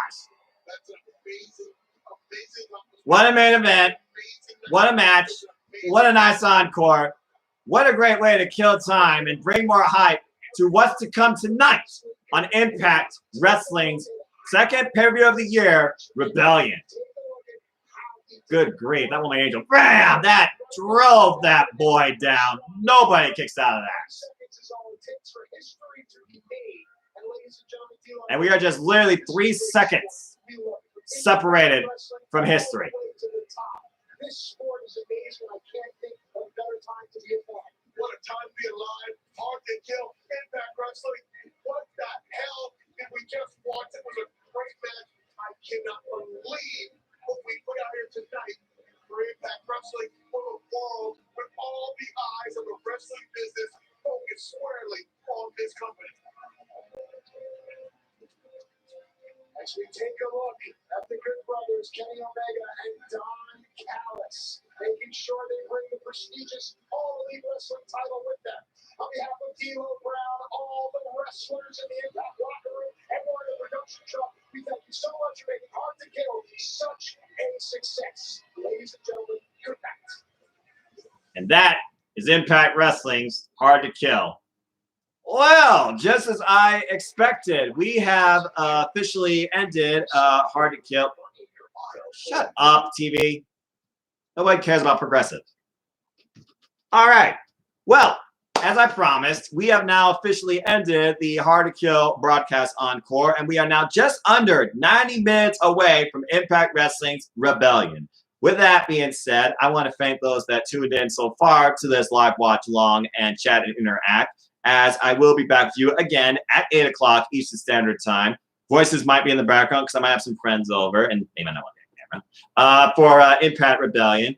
But with that being said, if you want to be part of the further fun, come join my predictions league for Impact Wrestling pay-per-views. There's a forum for Impact Rebellion on Team Impact on Facebook, and you can find it there. You can also find it on my Twitter if you want to follow me at nfoster1916, where mostly that is my wrestling hype mecca and all out just reactions and resource. So feel free to follow me there, support NotiQ, and as promised, I did say I would bring quick picks, so let me go ahead and do that for you all right now as I go and check out maybe what the consensus is so far of those that have filled out the form.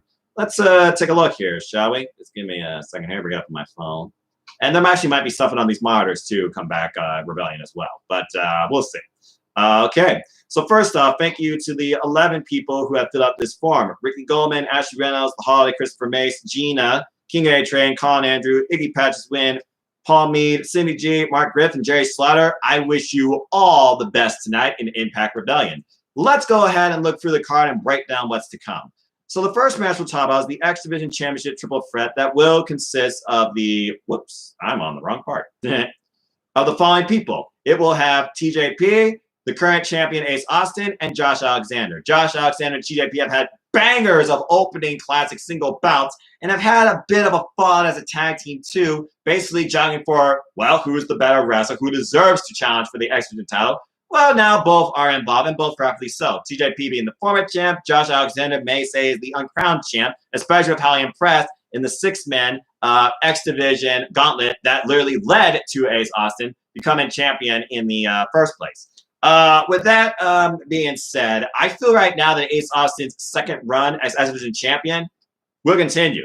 I actually have Ace Austin retaining the title. Now, as far as who he pins, I think it's going to be TJP, because that will further isolate TJP away from the X Division title, and maybe we finally will get a program between Josh Alexander and Ace Austin one-on-one, because I feel Josh Alexander deserves to be a future X Division champion, but I don't think it's going to be tonight, especially after the freaking Starter Math promo that Petey did. God, my anxiety. Plus, I can see a new Team Canada form with those two. Nice one, Scott Demore.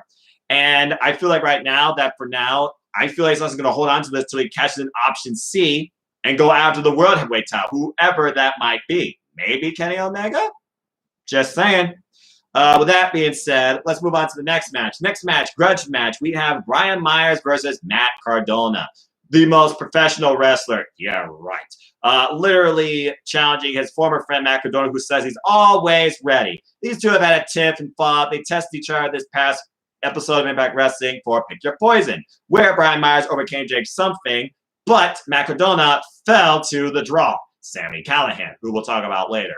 That being said, I feel like this might not be a one-off, and I really wonder who needs this win more. Do we move on from this? But I'm going to say Matt Cardona. He says he's always ready. I'm going to say that he's going to be ready tonight, and he's going to outsmart Brian Myers. I have Matt Cardona winning, because I'm sure Brian Myers will jockey then for a rematch to prove why he is the most professional, because he might claim that you didn't win it properly. That's so unprofessional. So I have Matt Cardona going over. Moving on from there, we have the Impact Knockouts Tag Team titles as Fire and Flavor, Tasha Steelz, and Kiera Hogan defend them against Jordan Grace and Rachel Ellering. Nice one, Jazz. Rachel Ellering, of course, who came onto the scene this past Tuesday. No stranger to Impact Wrestling or wrestling in general. The name itself should give you an idea of who this person is. I think she's third generation. Someone can correct me on that, third or second. She's been involved recently. I know she was once on AEW. She was involved with the Mae Young Classic. Jordan Grace being a former Knockouts champion. I know she wants to get these titles off these two, especially in respect to the friend now retired, Jazz. Kudos to Jazz honoring the word retirement, something wrestlers should do more often. With that being said, Fire and Flavor, they've had these titles now since Hard to Kill, winning them inaugurally against, of course, Jessica having Nevaeh, who are no longer things, since Nevaeh is no longer part of Impact Wrestling. Again, all the best to her. I look at this division, I think about the outlook, I think about it's time for a change. These pay-per-views are usually where big things happen, and I feel it'll be a tremendous accomplishment for the former Knockouts champion and the newly come Rachel Ellering to showcase us a powerhouse duo as tag team champions. So I am actually going with Rachel Ellering and Jordan Grace for the win to become the new Impact Knockouts Tag Team Champs. And I'm just keeping it simple because, again, I'm a simple man and lifelong fan of wrestling. Simple as that.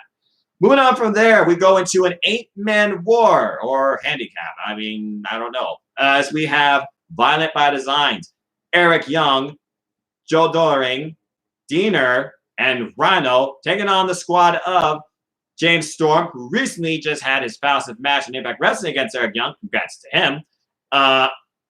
Chris Sabin, Eddie Edwards, and Willie Mack. That was the fourth person. My bad, folks. So these guys have had a fall with Violent by Design ever since Violent by Design has existed on so many fronts. I mean, you think about Chris Harris being attacked by Eric Young. Eric Young escaping with a victory this past Tuesday against Eddie Edwards in another great main event. And then, of course, you have Chris Sabin and James Storm, who kind of formed this hybrid tag team, it seems, called Beer Guns. But mostly been swinging out, swinging past, and I really wonder, are they sober enough to get the win here? You have Violent by Design, though, that's been functioning on all cylinders, though. And it feels like to me that right now they are the most dominant faction and the most congruent in Impact Wrestling. Not to mention, Rhino still has that Kaya Shaw trophy for any title he wants to pursue in Impact. With that being said, I think we're going to continue to keep Violent by Design strong. Even if Eric Young may or may not compete tonight, which I know is the biggest X factor here, I feel like somehow Violent by Design will continue their momentum as a dominant faction in this company. And I feel Violent by Design will get this win.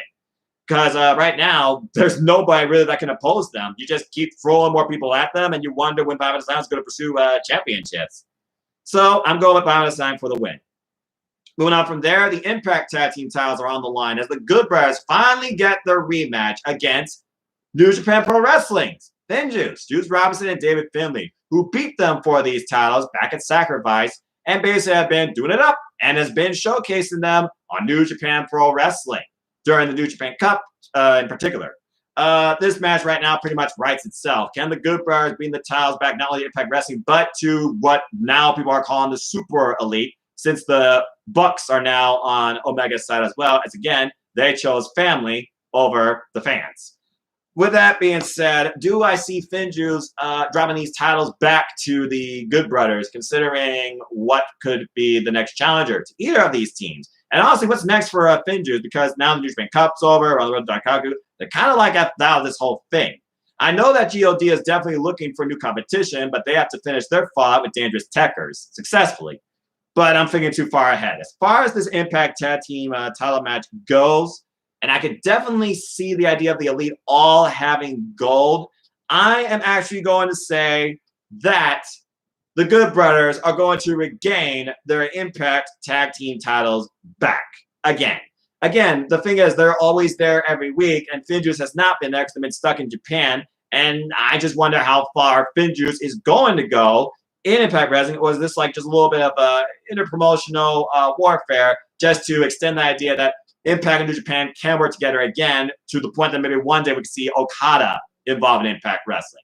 Again, only time will tell, but for now I'm going with the Good Brothers getting the titles back.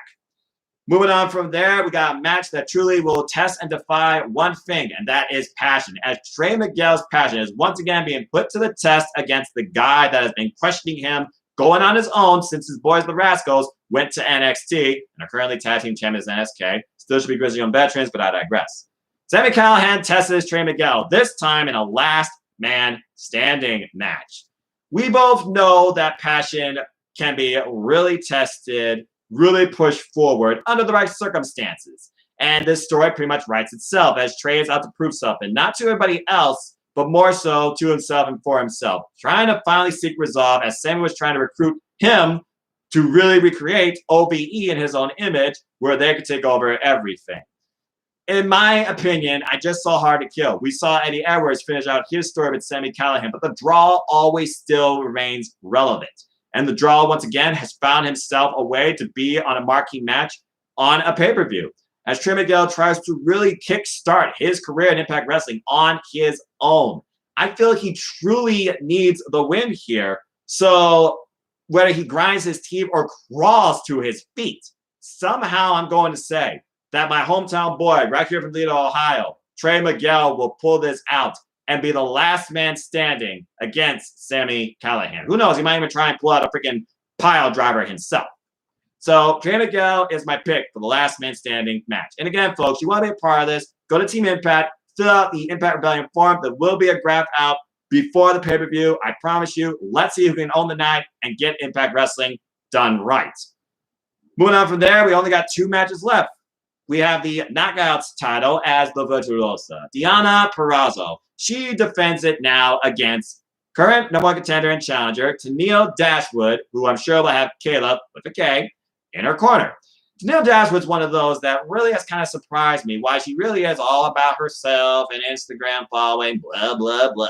She has been getting it done in the ring, and she's nobody to underestimate. Tenille Dashwood is a very accomplished female wrestler, and I do respect her for what she's done, driving it forward, not just by herself, of course.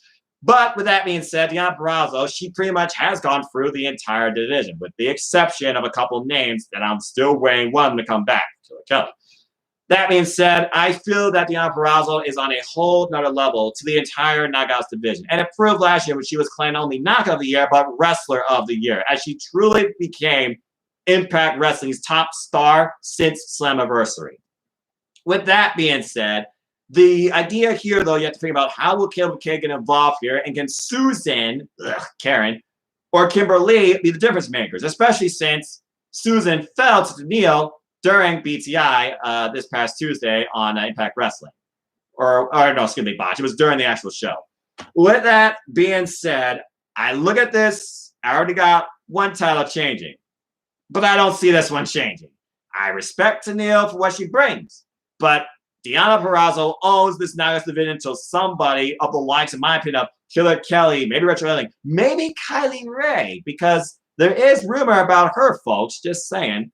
But for now, I still say the Virtuosa will reign supreme and hold on to her Knockouts championship. I mean, if the Iconics were to come back and literally help Tenille win, I would not mind that. But I just don't see that happening.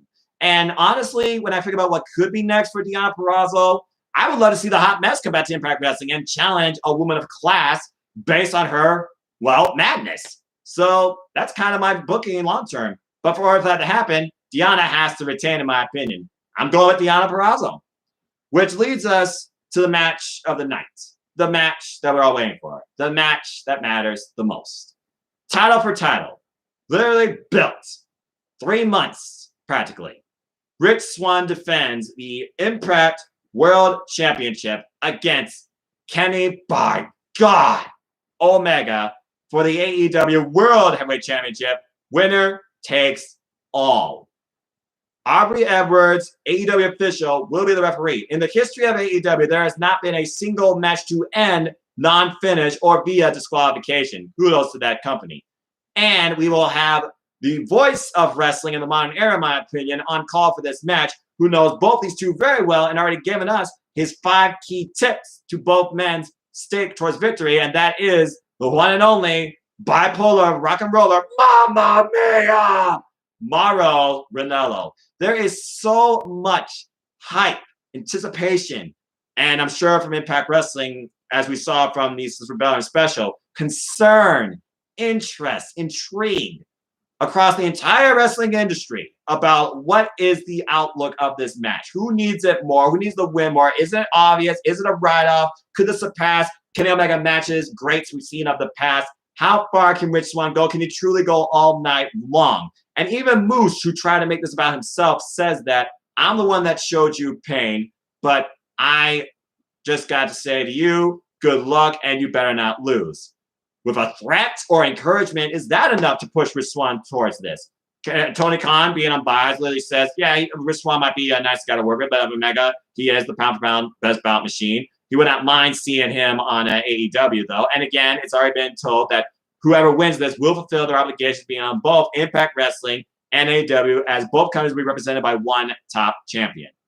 As Kenny Omega has started this crusade being the belt collector since Winter is Coming last year in December, still holds the Triple A Omega Championship, now holds the AEW Championship. Will he add 2 more titles to his mantle in the Impact Unified Heavyweight Championship?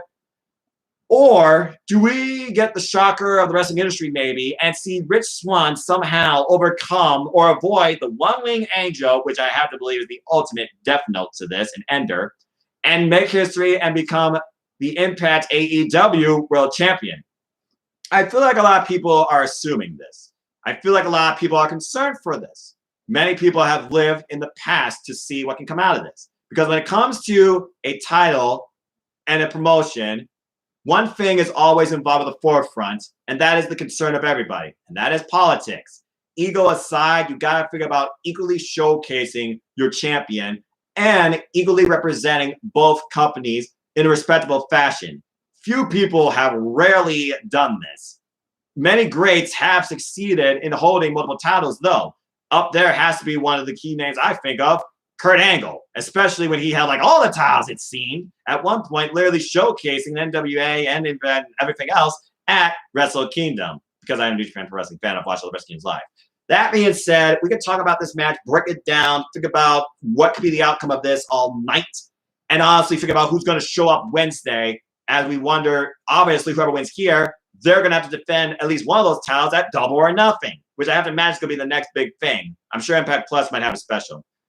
But look, I'm a lifelong wrestling fan. I appreciate and admire Rich Swann since 205 Live has a 205 match, and he was the Cruiserweight champion. But Kenny Omega, to me, is somebody that transcends professional wrestling, not just in the ring, but storytelling. And Alex Talks Wrestling pretty much personified this in a very nice, short 20-minute way, talking about the story of Kenny Omega. Anime, video game, wrestling passion, wrestling tests, endurance, challenges, mental aside, something in me right now, and even with the idea of external factors from both sides getting involved, I have to say that I feel Kenny Omega will, as he says, add another notch to his overall legacy. While I don't think he's trying to become Ultimate Dragon, I'm just going to sum up like this. Kenny Omega ends tonight, Impact Rebellion, as your AEW and Impact Unified World Heavyweight Champion. And I can only imagine the fallout that will happen. Will somebody show up from AEW or NJPW to confront Kenny Omega or save Rich Swann? What will await Rich Swann this Thursday in defeat if he loses? And who will confront Kenny Omega first on AEW Dynamite for any of these titles? I gotta imagine Kingston and Moxley at the top of that list. But with that being said, I cannot go against the best bout machine. My pick is Kenny Omega, and I'm leaving it at that. Whew. Well, with that being said, that's it, folks. Those are my quick, simple picks for Impact Rebellion. Do you agree, disagree? What are your thoughts, your picks? Let me know in the comments down below, or go check out Team Impact and fill out the Impact Rebellion Predictions League form. It'll remain open till quarter till, as I got to start building the graph. This has been an incredibly fun time. I've enjoyed doing this with y'all, in and out, however you may have come into this. Thank you again to all 200 subscribers for making this fun user crazy journey. It's not live anytime soon. We'll see what happens. Maybe 300, I'll do even more crazy stuff. But I might do more of these live watch-alongs and interactions with y'all too. Maybe Q&A, I'll bring that back. We'll have to wait and see. But for now, I have food. I have stuff to do. This is where I must bid you all a fine adieu. So until Impact Rebellion, again, available on Fight, $40. Go get it. Go get ready. Enjoy yourself. Enjoy life. And enjoy wrestling. I will see you all later on this fine Sunday Eve, where history is right in front of us, and we will all, to it, bear sight. Until later, goodbye. And in the immortal words of Kenny Omega, good night. Bang.